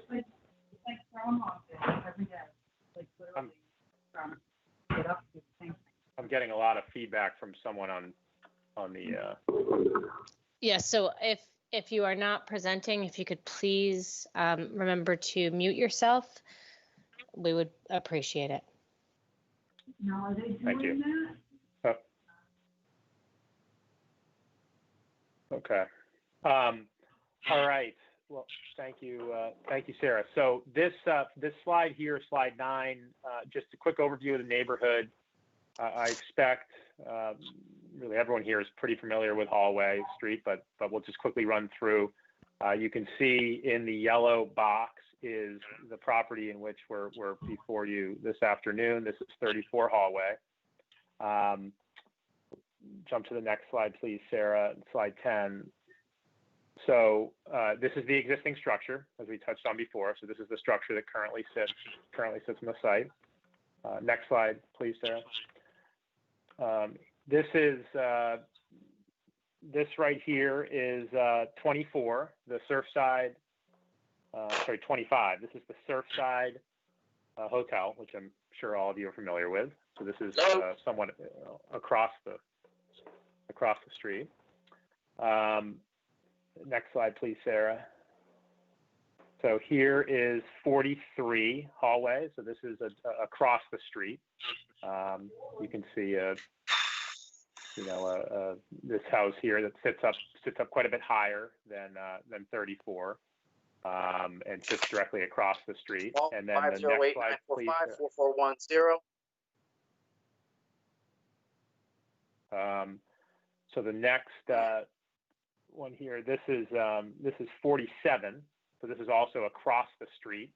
I'm on slide 14, Sarah, please. I'm sorry, I think we skipped over one there, but so sorry. This is 47. So this is also across the street. Sits up higher, quite a bit higher than 34 from an elevation perspective. And then the next slide, please, number 15, Sarah. So this house is directly to the east. This is number 50 Hallway. So this is directly to the east. And then next slide, Sarah, please, number 16. We have 55 Hallway Street. So this is to the north. And then the next slide, please, Sarah, we have slide number 17. This is 58. So this is a couple houses down. Also to the to the east. And then last, we have number 65. This is slide 18. This is a newer home that was recently permitted and constructed, or I guess a reconstruction. One of the larger homes in the neighborhood, sits up quite a bit higher, and also across the street and to the east. We'll go to the next slide, Sarah, please. Number 19. Just quickly, this is Aaron, I'm back. Shared. Okay, hi, Sean. So I'm not sure how I got muted. It's okay. I think you have two sources of audio on now too, because it's a little bit of feedback. But can you hear me now? Yeah, perfect. So okay, we transitioned from you. I'm sure that there may be some questions for you. So if you want to hang tight, we may come back to you. But it's good to hear you're back. Thank you. I'm glad to hear you're okay. I went on a diatribe there, and then I said, "Okay, Mike, go ahead." Well, we're nothing. We're good. So thank you, Sean. So back to 19. So this is, as Mr. Riley explained, this shows the new structure proposed new structure on the site. Very similar location to the existing, and with the garage removed that sits on the site, with much of the parking removed, with all of the paving removed, with the septic system shifted outside of the V zone area, and again, as Sean explained, this was months and months of work through a challenging site and through conservation and Board of Health, and with the neighborhood to come up with something that worked, well within the context of the neighborhood. So next slide, we're going to go to number 20, please, Sarah. So I'm going to run through the proposed images or plans of the home. So this is the lower level that is being proposed. You will see it is an unfinished lower level. It is now FEMA compliant. It's being proposed as a FEMA compliant structure with a FEMA compliant foundation. So we're proposing to remove multiple non-conforming, non-compliant structures and replace them with FEMA compliant structure and structures. So you can see the garage is now inside the structure underneath, but with no finished space shown. Slide 21, please, Sarah, next slide. This is the proposed first floor plan. This is a relatively compact home. We've worked hard to keep the footprint very close, as I shared before, with what currently exists from an east to west perspective. And we feel we've accomplished that. So you can see it's a relatively compact structure, again, similar to the footprint from an east to west perspective and what exists. Next slide, please, Sarah, number 22. This is the proposed second floor. You can see also, again, fitting into the relatively compact roof line. Next slide, please, Sarah, number 23. This is the proposed street elevation, north elevation, as Sean started to explain, and Mike Ford came back in to remind me and remind us all that this is a result of working very, very hard to develop a plan that fit from a height perspective, from a coverage perspective, and you can see we have a roof line of 24.9 from the street. We kept this structure as tight as we could while still allowing for reasonable headroom on the second floor. As I mentioned before, or showed you before, many of the homes in the neighborhood are 1.75 stories, 2-story, even 2+ story structures. This structure is really, more like 1.5 stories or 1.25 stories, even to 1.5 stories. We've built the dormers into the roof line and kept things really compact here to fit in nicely to the neighborhood. Next slide, please, Sarah, number 24. We showed you this before, but we figured we'd show you again. We did do a rendering from the street side. Just to give a sense again as to how this house really fits in or would fit into the neighborhood, from a material perspective, white cedar trim, red cedar roof, shutters, very, very, I think I would hope, I want to believe or feel a compatible, very compatible design for this part of town, for this neighborhood. The next slide, please, Sarah. We'll just run to the side elevation. This is a side elevation. You can see we do have a deck off of the rear. This site is elevated, and designing this project this way, we're really giving up all access to the site, to the ground. So we do have a proposed deck here off the rear to provide for some space for outdoor use. Next slide, please, Sarah, number 26. This is the rear elevation. You can see the parking underneath. So we've taken advantage of that lower level walkout, if you will, which is an unfinished garage area. And we were able to fit all of that into this one structure as opposed to having an additional garage structure as it currently exists on the site. Next slide, please, Sarah, number 27. This is the west elevation, relatively straightforward, but again, you can see how we have the dormers, built into the roof line and keep the height quite low. Next slide, please, Sarah, number 28. Going to turn this part back to Mike, and he will run through the criteria. Great. If I may, Mr. Chairman. Go ahead. So can I assume, like the others, that the board members did receive the proposed criteria? We did, and if you just want to highlight what you think is important, that's fine. I don't think you really have to go through the whole thing in detail, because I think Sean and Aaron pretty much spelled it out for us, but okay, whatever you want to highlight is fine with us.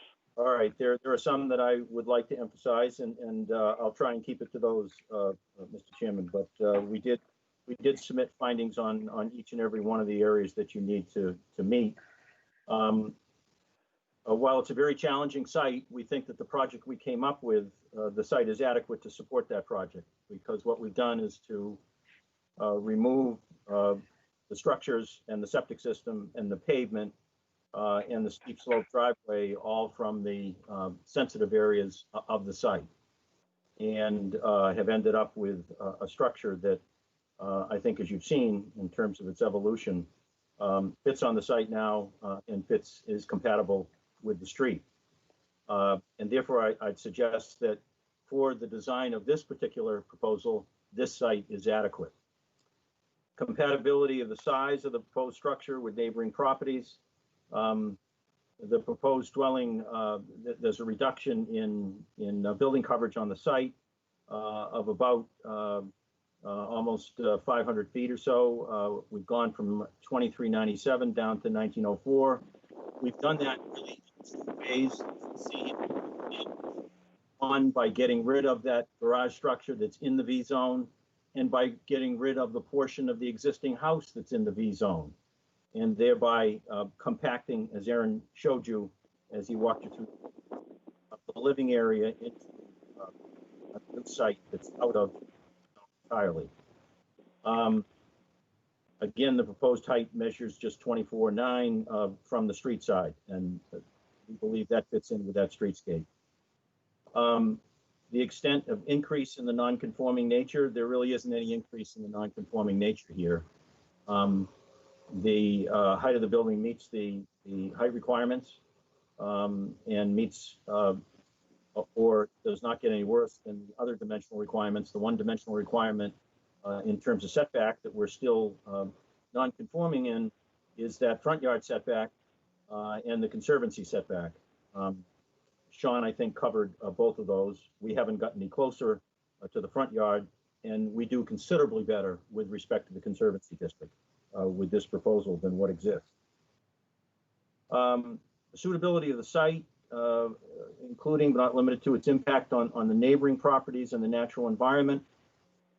I think Sean walked you through how the driveway was designed on a slope across the lot and gravel to get rid of all of the pavement that currently allows water to run down, straight down into the dune area and into the hole on the site. And that is an area that is in the V zone and in a wetland. To eliminate all of that, we brought a gentle slope of the driveway across the lot, graveled it, and tucked the septic system in just above the driveway. That allows, and this is the area that you didn't hear from Sean because he got cut off. The principal reason to put the septic system up there is to increase the separation between the bottom of the system and groundwater. As you know, in Chatham, on a new system, you need 5 feet, and you also need a foot of cover over the top of the system. I'm pleased to report that that system meets those requirements for a new system. So we were able to achieve maximum feasible compliance on that septic system, even though it will still need variances because it's still located in the Conservancy District. It will be a far better system from an environmental standpoint in its current proposed location. Impact of scale, siting, and mass on the neighborhood visual character.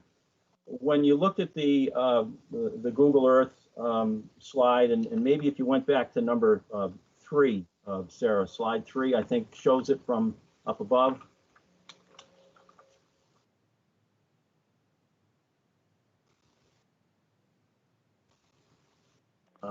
Yeah, that's the slide. So obviously, what most of the neighborhood was interested in, particularly those directly across the street, for which we've spent many hours negotiating the project with them, as well as their professional representatives and council. That open field has the driveway across it, but the only thing that goes there, other than the driveway and the short retaining walls in order to hold the septic system in, is what we're proposing, a small 3-foot-high picket fence that will run along that section. And we're certainly willing to have that be a restriction. It wasn't in the initial proposal, but we've been talking to the neighbors all along, and I've indicated to their counsel, Bill Riley, who I believe is on the call as well, that I would put that in the record for the board, that area will just have a 3-foot-high picket fence. There'll be some plantings behind it, but basically we have been negotiating, and we're hopeful that we've reached a accommodation with the neighbors directly across the street, by which they will gain some property rights, a view easement across that area of the property. And so the height of the fence and the planting behind it will also be part of that easement, given the conversations I've had with Mr. Riley. So I believe you have, Mr. Chairman, an indication from the Conservation Commission in writing. I think it was part of a group notification you got involving a number of projects, but it did indicate that the Conservation Commission believes that the project can be adequately conditioned with general and special conditions so as to be approved. And so we think that further supports a finding under number 4 that the site is suitable for what we propose to do there. In terms of visual character, this is one of those streetscapes that's important. We recognized that early on and therefore tried to keep the house right in the footprint of a portion of the existing house while eliminating the back offending portions of the house that sat in the V zone itself, and keep the house compact and located entirely on that section of the lot.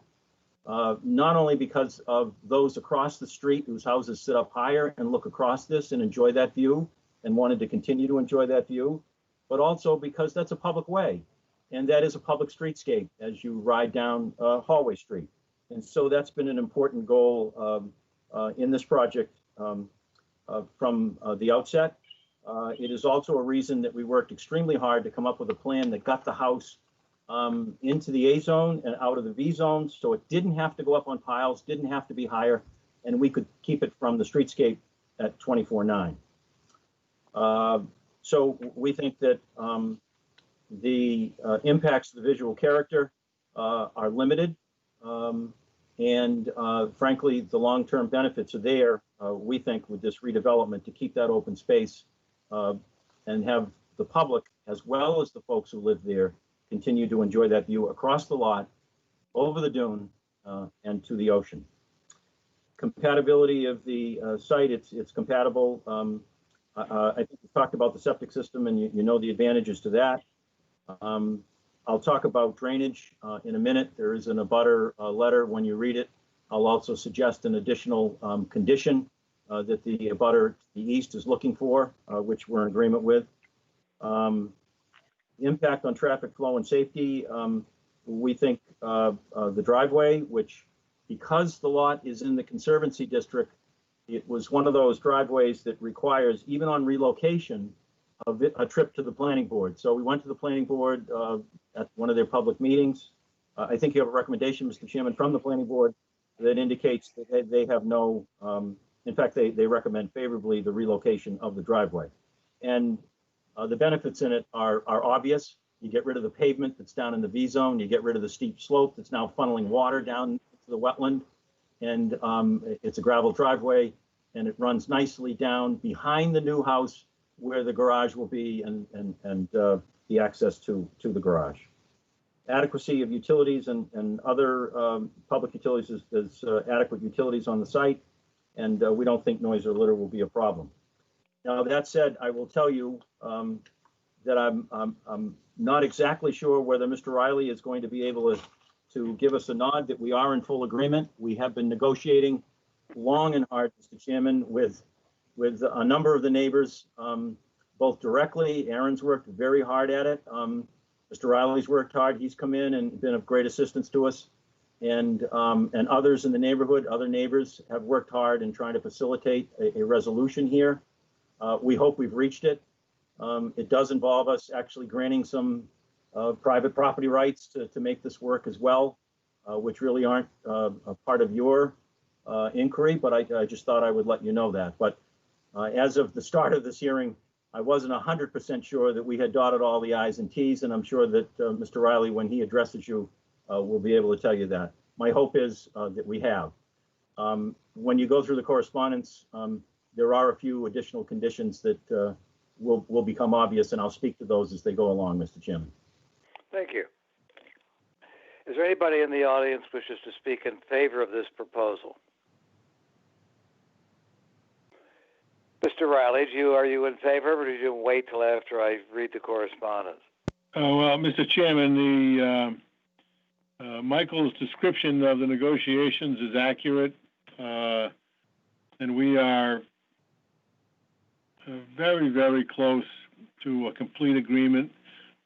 My clients, that's really 3 families or 4 families, they decided that sort of all for one and one for all, and so we still have one little point of difference left, which I'm optimistic we will be able to resolve. All right. Well, we can, when we get to conditions, we can talk about those. But here's the correspondence. And Michael, you may have addressed some of these. And if I'm reading something that I don't need to read, let me know. This is a letter that was sent to Sarah on June 4th, and it is from David Little. I think it's from David Little. It says, "Hi, Callie," whoever Callie Harbor is. "On behalf of Jim Whalen, owner of 50 Hallway Street, the direct abutter to subject property, I would like to share a concern he has about the project next door with respect to drainage characteristics once developed." And Mike referred to this, so he can answer this in his rebuttal. "We would like to request that a condition be included in the OOC, if approved, that all stormwater generated on 34 Hallway Street will be contained on 34 Hallway Street, and that the drainage characteristics of the street will not be altered."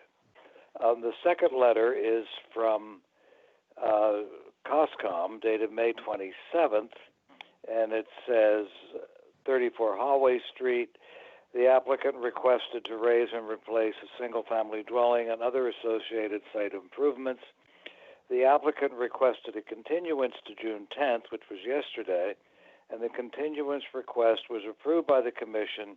It is believed that the order of conditions can be approved with special and general conditions, and Mike referred to that as well. This is a letter from Judith Giorgio, Health Department. This is dated April 16th of 2020. I have reviewed the proposed plan for this property. The proposed plan will not add septic flow to the property. The proposed septic system must be approved for variances by the Board of Health. The next letter is from the Planning Board, dated April 3rd, 2020, from Chairman Catherine Halpern. The Planning Board, at their March 24th, 2020 meeting, referred the ZBA's request for a comment on the above referenced application to construct a driveway in the Conservancy District at 34 Holloway Street. After review of this request, the board voted to send a positive recommendation to the ZBA. Voting in favor of the request for Catherine Halpern, Chairman, Tom Geegan, Art Sprutch, Robert Wirtschafter, Warren Chase, and Bob Dubus. The next letter, hold on.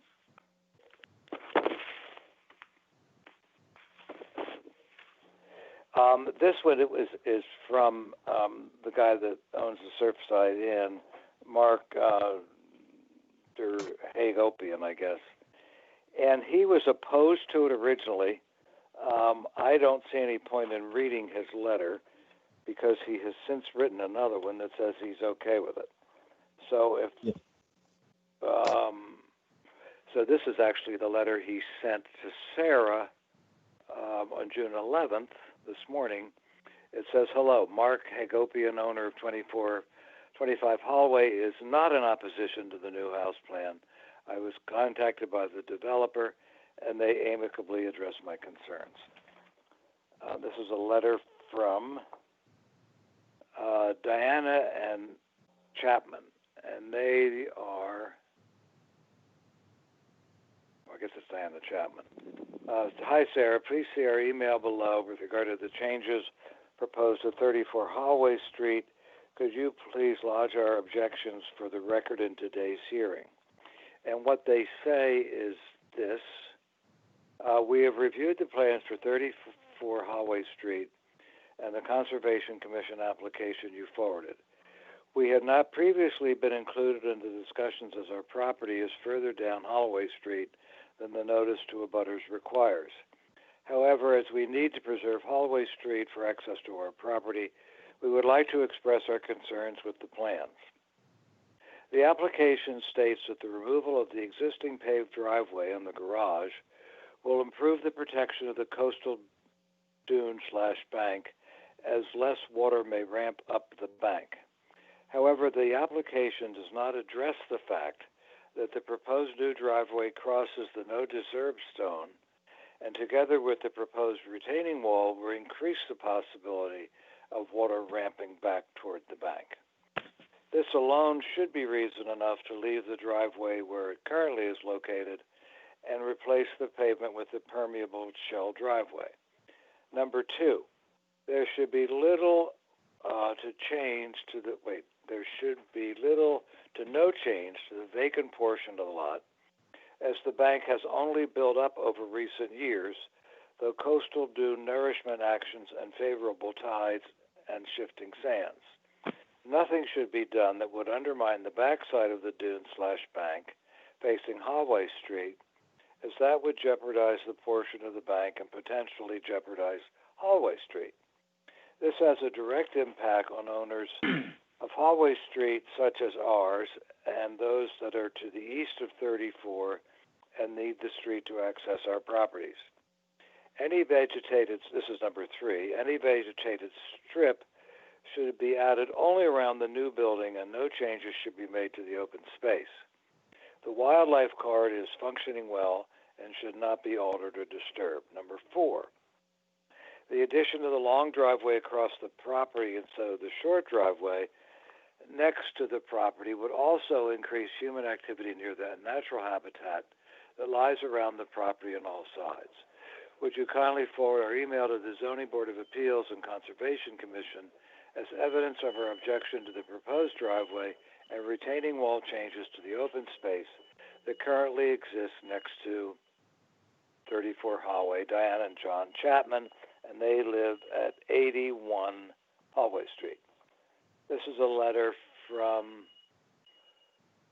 this is dated, it doesn't have a date. It's from Joan and Rob Bassamian. They live at 75 Hallway Street. I am ready to convey my opposition with the proposed building plans for 34 Hallway Street. My husband and I live at 75 Hallway Street, and our biggest concern is the length and repositioning of the new driveway. We feel the visual impact of many cars parked along the long stretch of the driveway will be blocking the views, vistas, and streetscapes which all visitors and the neighbors enjoy. Thank you for your consideration. This is a letter from, not sure who it's from.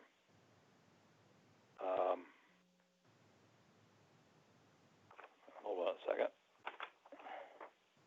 It's from April McEntee, 47 Holloway Street. And this is dated today, sent to Sarah. Hi, Sarah. Please add this letter to the 34 Holloway Street agenda. Thank you. And it's sort of poetic. It says, a spectacular seascape view, what we will miss, looking forward to. What we will miss the most is an old village seascape with no obstructed view, wide open marshland and watching wildlife animals running through it, a driveway that is in uniform to all the other driveways on the block, not having headlights shine on our family room windows at us or while sitting in front of our home at night. What we are looking forward to is an absolutely beautiful home to complement the spectacular sea view and new neighbors to enjoy a gathering for years to come. I hope we can all be in fair agreement to keep us all satisfied. April McTee. And that's the extent of the correspondence. Is there anybody here who would like to speak against the proposal or has a specific question? Mr. Chairman. Yes. Bill Riley.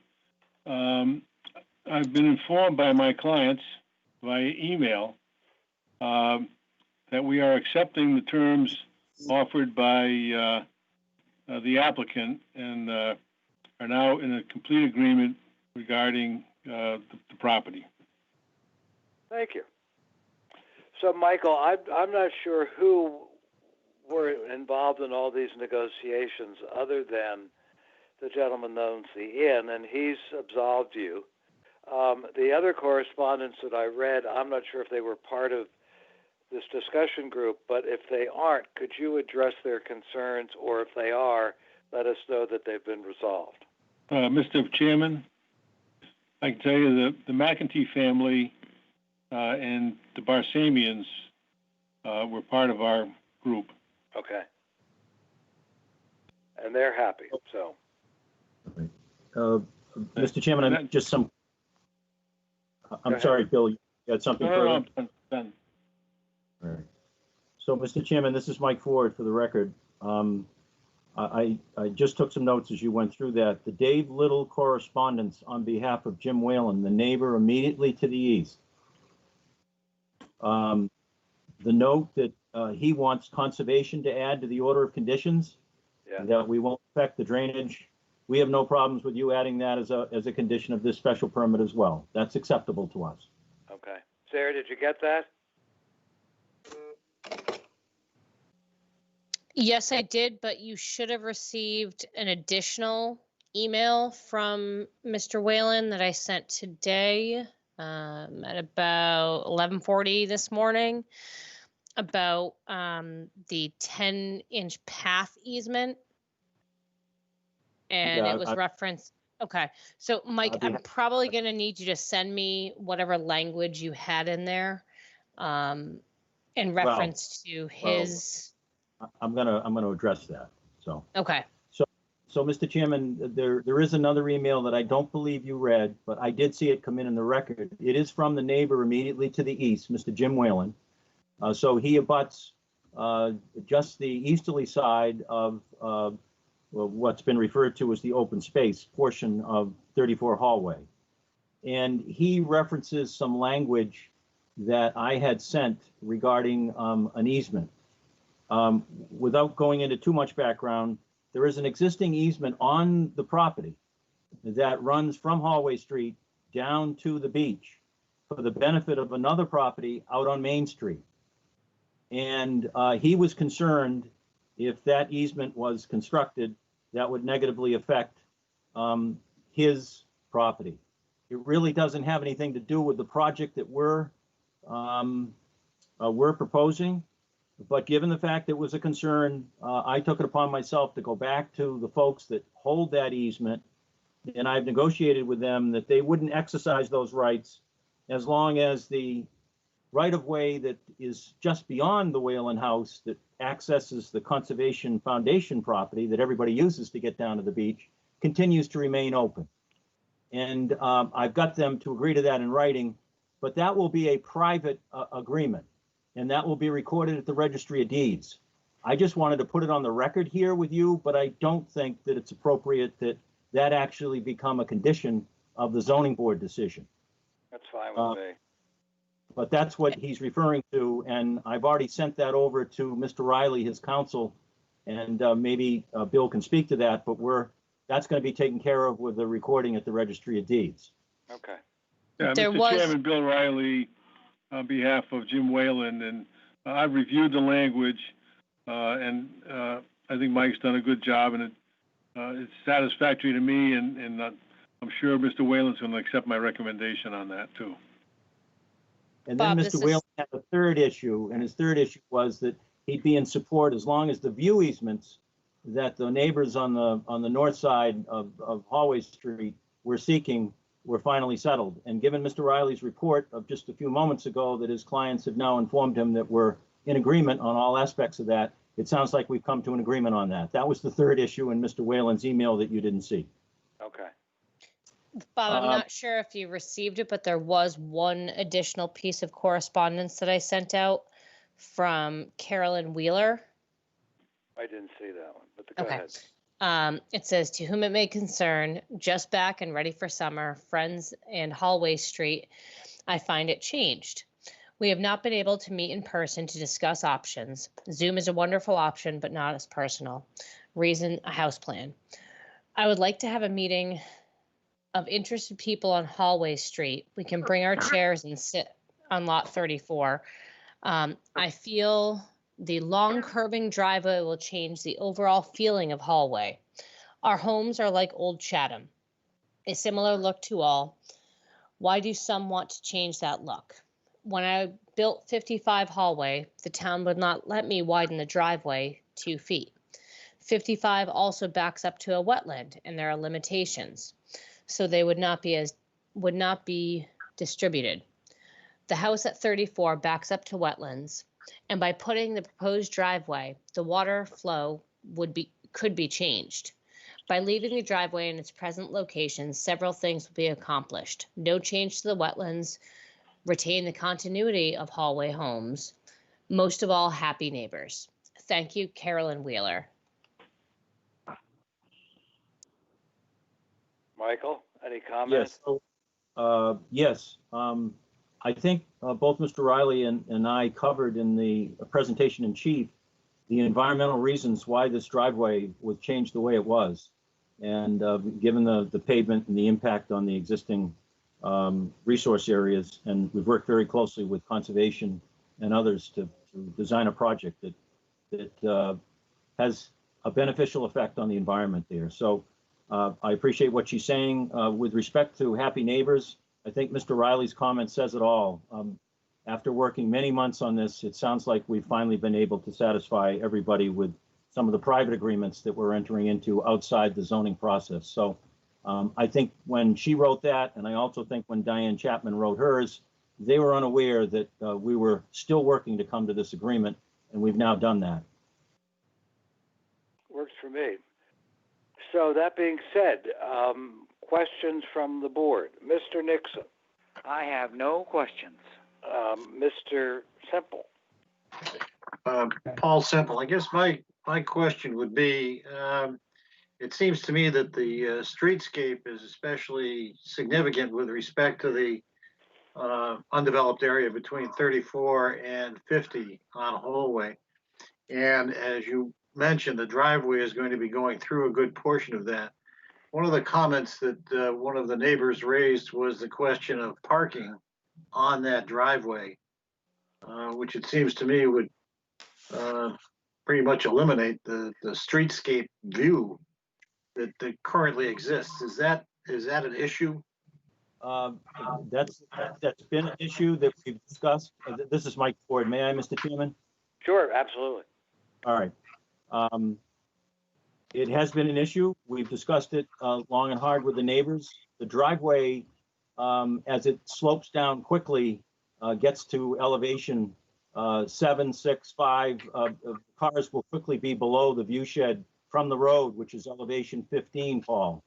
And so, in addition to this plan not showing any structures being built in there or any vegetation growing there, we're also entering into a private agreement with those who live on the other side of Hallway Street, which the public will really benefit by as well, which creates a view plane 4 feet above Hallway Street all the way across that area of the lot, and not allowing in the future structures or vegetation that exceed that 4-foot view plane. So there'll be things in place that will preserve that overlook, if you will, going into the future. Okay, thank you. I think that that answers my question in that area, and perhaps the neighbors as well. Sarah, I have a question for you, and Mike as well, and maybe Mr. Riley. Even though these are private agreements with the neighbors, just for the record, could we have copies of them at some point to put it in the file? Yeah, they will be recorded in the registry. They will be recorded in the registry, and so I'll have them sent to you. Okay, that'd be great. I mean, we don't have to vote on them. We just want to have them for the file. Mr. Veach. David Veach, I don't have any questions, Bob. Thank you. Mr. Sullivan. Dennis. Sorry, I was muting myself. This was a certainly beautiful street in Chatham. My question is, was there ever any consideration to build either a Cape Cod farmhouse style house or a Greek revival style house? This is certainly a completely new design for the street. Apparently all the neighbors don't care about it, so I guess if they don't care about it, I shouldn't care about it. But just as a matter of concern, I was wondering if that was ever given any consideration. Aaron, are you there? Aaron, yeah, here I am. I can briefly touch on that, Dennis. So the design was, something we gave, a lot of consideration to, and kind of the irony here is the homes that are seen on the street are substantially taller than, what would work on this site and be within, the height level that we're in, the under, we're 24.9. So in order to create a structure, design a structure that kept the height as limited as possible, this is really the only type of design that works. The Greek revivals that I went through earlier that you saw, story and 3/4, 2-story, 2+ story. Those homes, actually, a couple of those homes are actually over what's allowed from a height perspective under the current bylaw. And in this case, that wasn't something that we felt would be appropriate, given the concerns that we understood, neighbors had in terms of height. So that is why the design that we've ended up with, we felt was most appropriate. That makes sense. My only other question is the front of the house clapboard or is that shingled? That is shingled, shingles on the exterior walls. Inside the deck area would be wood boards. Similar design to what you see around town, because that area would be covered, so it would not weather like the rest of the structure. But the structure, out to the exterior walls would all be shingles. I'm talking about shingles. The frontage on hallway. That's shingle. Correct. That would be white cedar shingle. White cedar shingle. Yes. Okay. That's all I have. Thank you. David Thompson. Dave Thompson, I have no questions, sir. Mr. Upson. Yes, I have a question for Mr. Riley. Are you there, Bill? Yes, I am. So throughout this hearing, we've heard the neighbors, the abutters. We've heard generalities, and what I'm not sure exactly how many of your clients are or who they are, because I kept a note. Was Diane Chapman or Diana part of your clients? No. I mean, I know the Chapman, I've represented them in the past.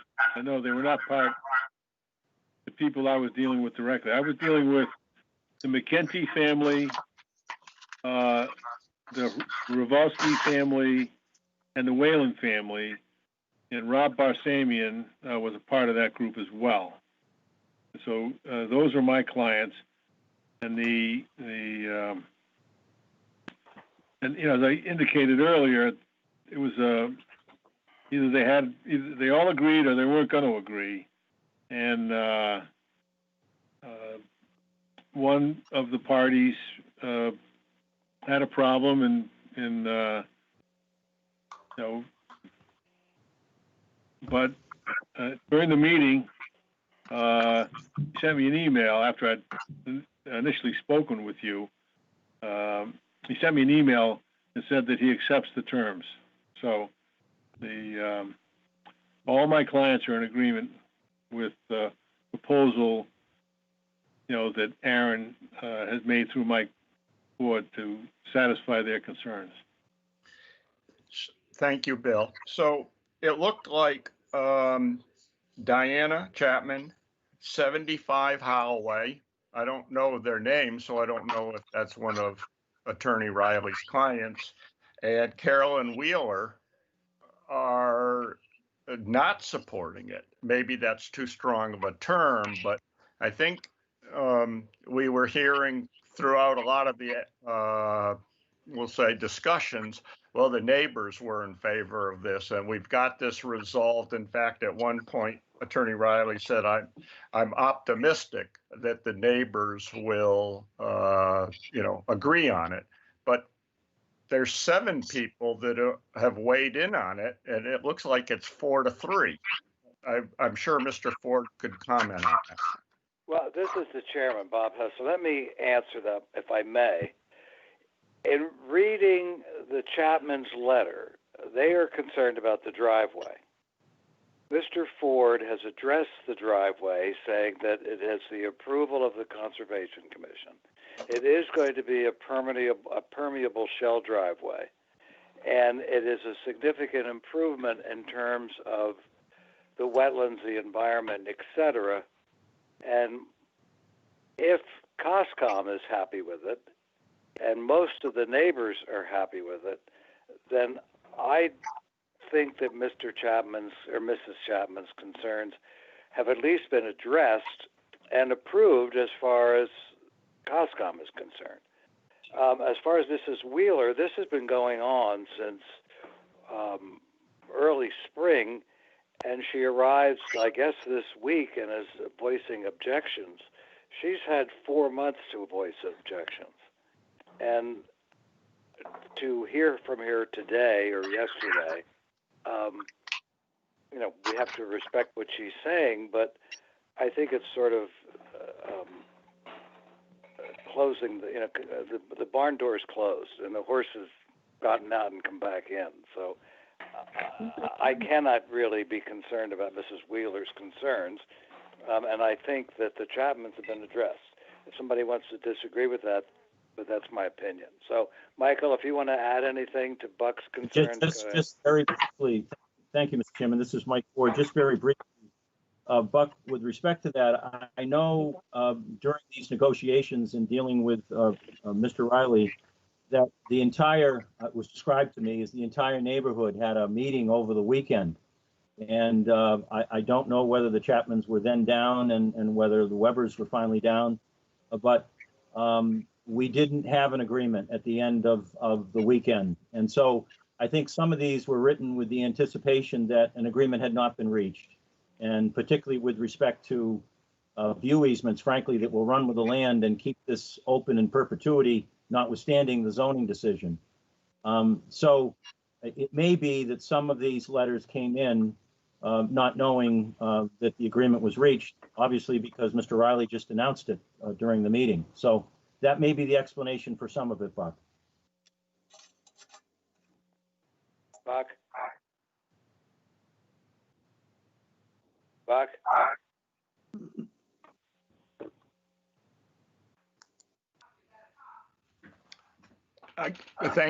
Thank you, Attorney Ford. So I think that's everybody. So may I have a motion to close the hearing? Mr. Hessler, Yes. the only thing that Attorney Ford needs to speak to is the extension of the footpath because it falls under a different set of criteria. So if he can just quickly go through that would be wonderful. It was in the findings, and I thought it was just one thing I didn't have to emphasize.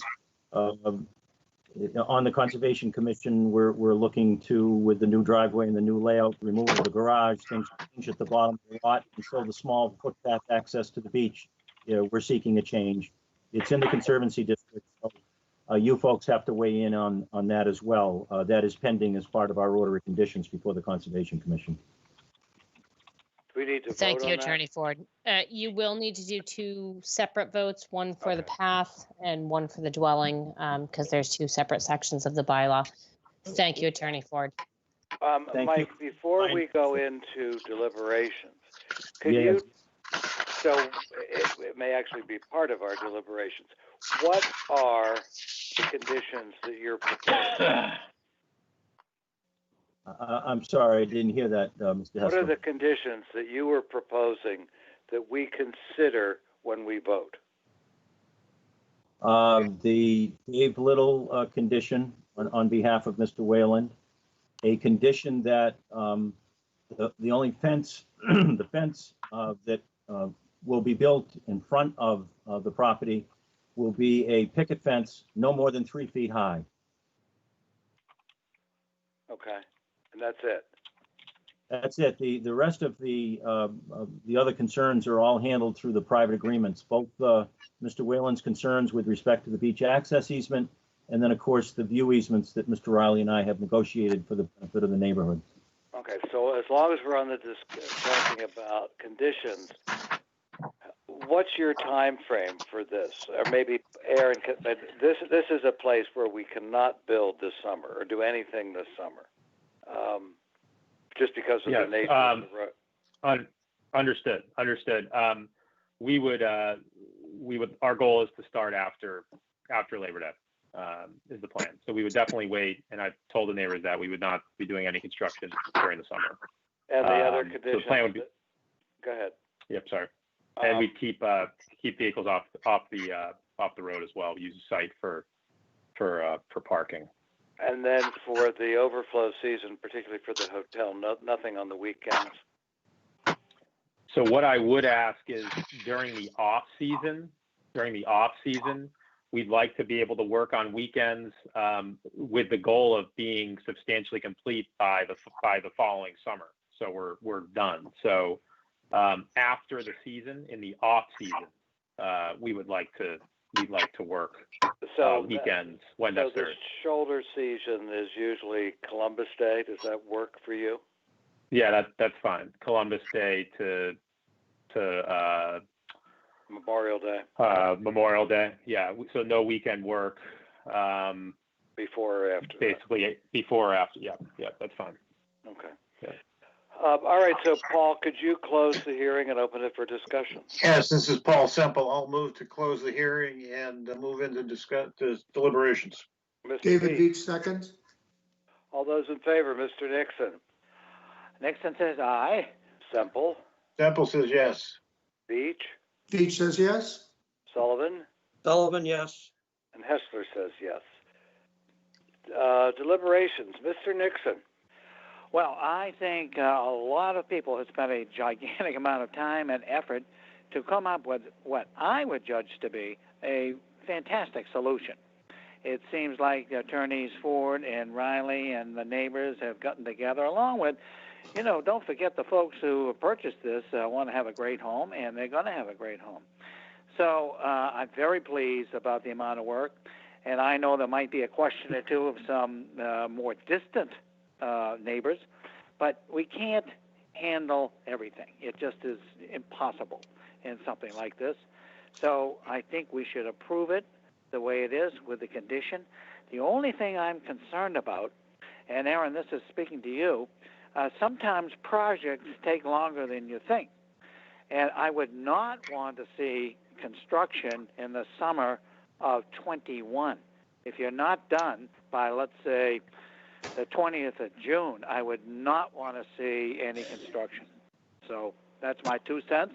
I would like to have that as part of our conditions, that when we talk about no summer destruction or construction, it is multi-year. That's my piece. Thank you. So as we move forward in our deliberations, could the board members address that issue? Mr. Semple. I agree. This is Paul Semple. I agree with Mr. Nixon's comments. I think it's a good design because it keeps the house to the right-hand side of the lot as you look at it from the road, and it keeps the elevation low. So I think it works well. And how about the June 20th, 2021? I can agree. It seems to me that the construction during the summer is going to create a problem on that road, given the access of people and the hotel across the street.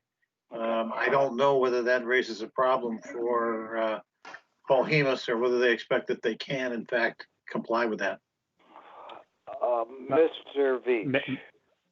Mr. Chairman? Yes. May I quickly comment on that? Yeah. So I would offer, I would have no problem agreeing to Mr. Nixon's request if we could just say no exterior construction after June 20th. And the reason for that, I'm confident we can be completed with all exterior work. There's a possibility there could still be some painting or some small interior finish, but no exterior work after June 20th. I'd be fine with that. Well, Aaron, my only problem is some projects we see in town, and I'm not talking about things from you folks, but whatever, is the number of vehicles that end up, even whether it's on the property or close to the property, near the property, sometimes it disturbs the idea of the tranquility of a neighborhood, what's going on. If we went to Buck's neighborhood today and we went just down the street a little bit to Harding's Lane, there's a project that's been going on there forever. Now, I know it's not yours, but, I'm looking at a dozen vehicles sometime, and it's all interior stuff. So I hear what you say, but if I am trying to sort of guarantee the tranquility for Hallway Street, I really believe that it is any construction, whether exterior or not. And you folks are smart and you get things done, and I'm sure giving you enough lead time as we are, you can make sure that it's done. End of comment. If I may, I generally agree. What I will say is under the current situation, we are somewhat limited in how many people we can have on a site right now with COVID. And that's something that we can't load the site up right now anyway. Well, you can't even start till Labor Day, so. Well, yeah. So so here's what I propose, just to simplify. Could we agree no more than say 4 construction vehicles after the 20th? I understand your concerns about numbers, but I would like to just, if we get to a situation where there's some finished painting and punch lists going on in this house, that we're able to just finish it and not have the house sit vacant due to very, very light work. So I would agree to say four vehicles no more than 4 vehicles after June 20th, all contained on the site. If that would be acceptable, that would be very much appreciated. Well, I hear you, but to me, 4 vehicles is still kind of a blight. I would suggest this to you, that if you know this on April 1st or April 15th, if you come back to us, we're all very reasonable people, and you can say, hey, this is what happened, and then, and tell us the story. And so maybe you get it that way, but I think that's the way I'd like to leave it. That's fine. I was into, I was trying to avoid having to do that if we got to that situation. Understood. We'll proceed as proposed. And we won't even charge you to come back next April. Yeah. Yes, we will. Sarah, can you take note of that? Nope, I cannot take note of that. It would still be difficult. Sarah, Mr. Hessler perhaps would pick up the bill. No problem. Right, of course. I might not even be here. Anyway, Aaron, Mr. Beach. That gives you the out, and it gives us the control of it in the end, instead of saying, "Oh my God, okay, they weren't able to finish it," and it's like everything else that's gone on with this. It's a negotiation, and it should continue if it has to next spring. And part of the reason, I think, Aaron, is that if people get angry, they're not going to get angry with you. They're going to get angry with ZBA for allowing it to happen. So it's sort of CYA. So, Mr. Veach. Yes, David Veach. First of all, I think that they really threaded the needle on this design and came up with a really good project. And I think that the design team and engineers and attorneys are all to be complimented on this. I think the result is going to be really good for the neighborhood when all's said and done. It sounds like we've come to an agreement about the work next summer.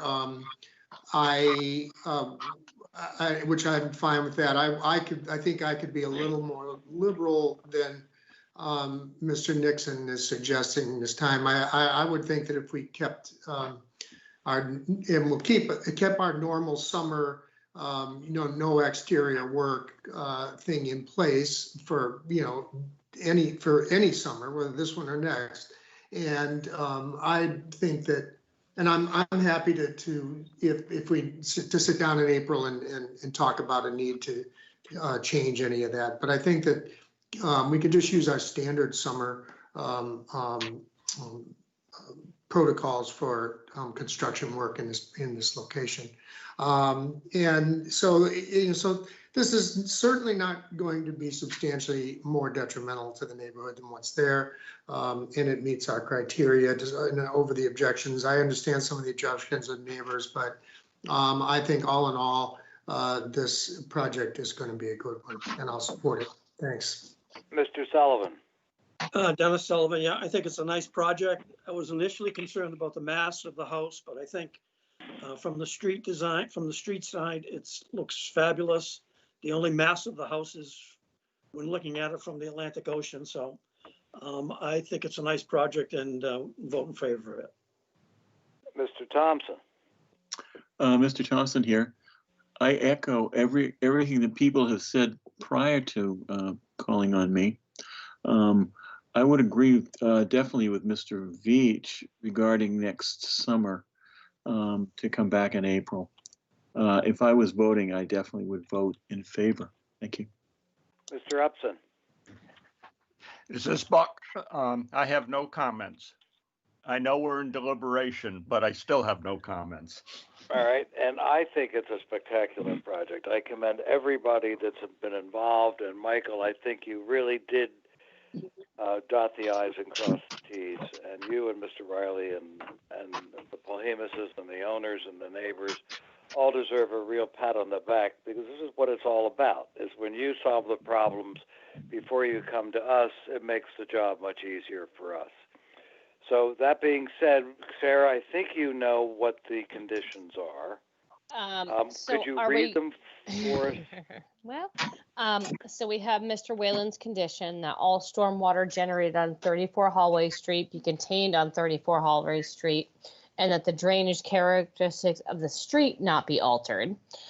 And then the only question I have is, are we going with no weekend work from Columbus Day to Memorial Day 2020 to 2021?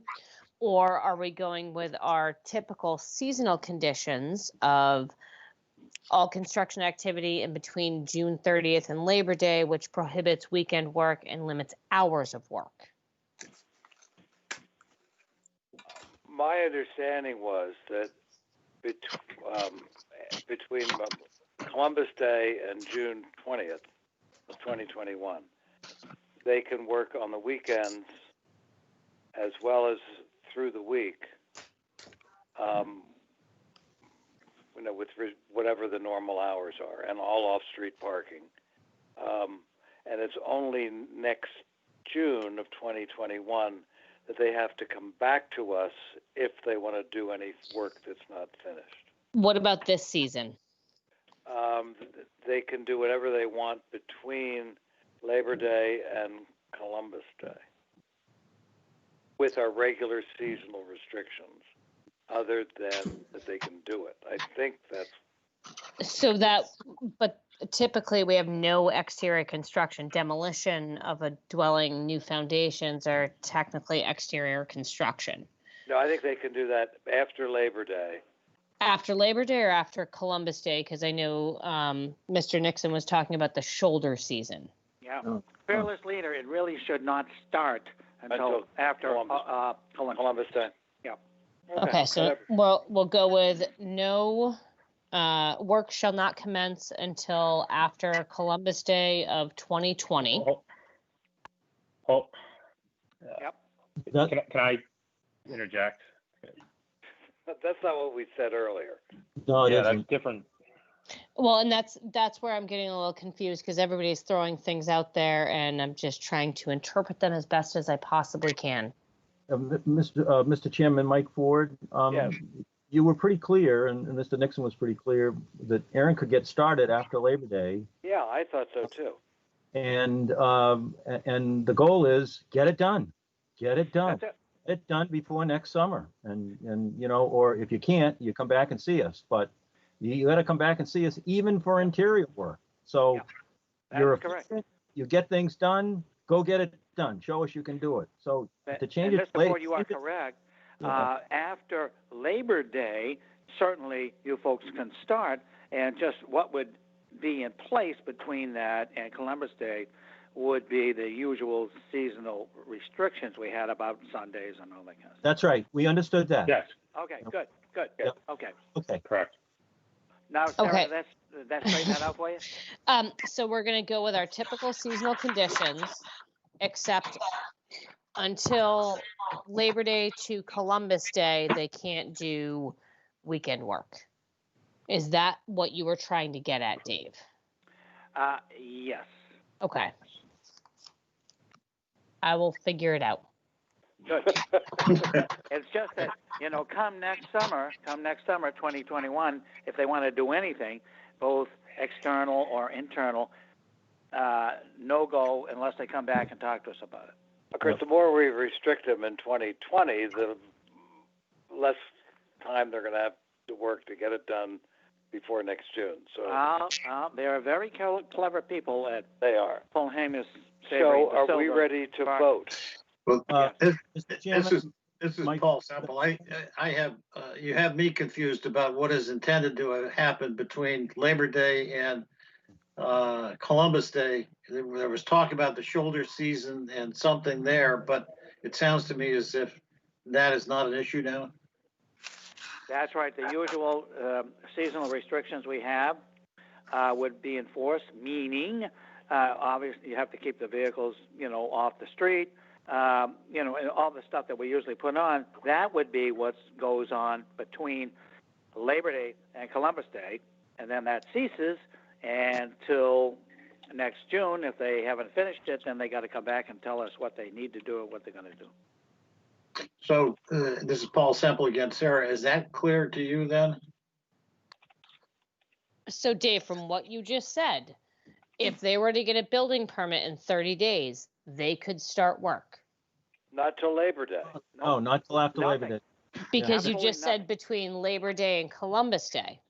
The seasonal restrictions we usually put on would be So, enforced during that period of time. Typical, so we're going June 30th to Columbus Day with our typical seasonal conditions. No. No exterior. No. That is only from Labor Day to Columbus Day. Up It's the until typical Labor Day, season. nothing. Okay. No external, no internal. Can I suggest, David Veach, can I suggest something? I'm trying to look at the wording. So it sounds to me like what we're trying to say is between June 30th and Labor Day, no exterior construction will be allowed. No construction. Yeah. All right, so that's for talking about 2021. Well, No. Or this, all right, okay, no construction. Strike exterior, so no construction will be allowed. Then, between June 30th and Columbus Day, no work shall be permitted on the weekends, and construction activity between 8. No, you're in the wrong year. Okay. They cannot do anything on the property between today, or when they get their permit, and Labor Day. Between Labor Day and October, whenever Columbus Day is, it's the usual restrictions that we have in place during the summer. Okay. Because we're taking advantage of the shoulder season for the people that come down on weekends. Don't want to have construction going on if they're staying at the hotel or coming down from Boston to stay on Holloway Street. From Columbus Day till next June 20th, they can do whatever they want. Okay. Mr. Chairman, this is Mike Ford. I think where the confusion is, Sarah interprets the seasonal restrictions as no exterior work. That isn't what you're saying. No. You're saying any work can occur between Labor Day and Columbus Day except on the weekends. Correct. Okay. Okay. And then from Columbus Day till next June, they can do anything they want. Right. Except they have to have all the cars off the street. But other than that, Definitely. I mean, that is a truism. I would think on that street all the time. Understood. So now we know what it is. Mr. Semple, can we have a motion? Are you still keeping the 8 a.m. to 5 p.m. even if it's in the off season? Yes. Yes. Okay. Thank you. Mr. Chairman, there was one more condition that Sarah didn't mention. I agreed to Mr. Riley's request, the 3-foot height picket fence be a condition. Okay. Mike, All can right, you just send me the language for the location on that? Yes, I will. Thank you.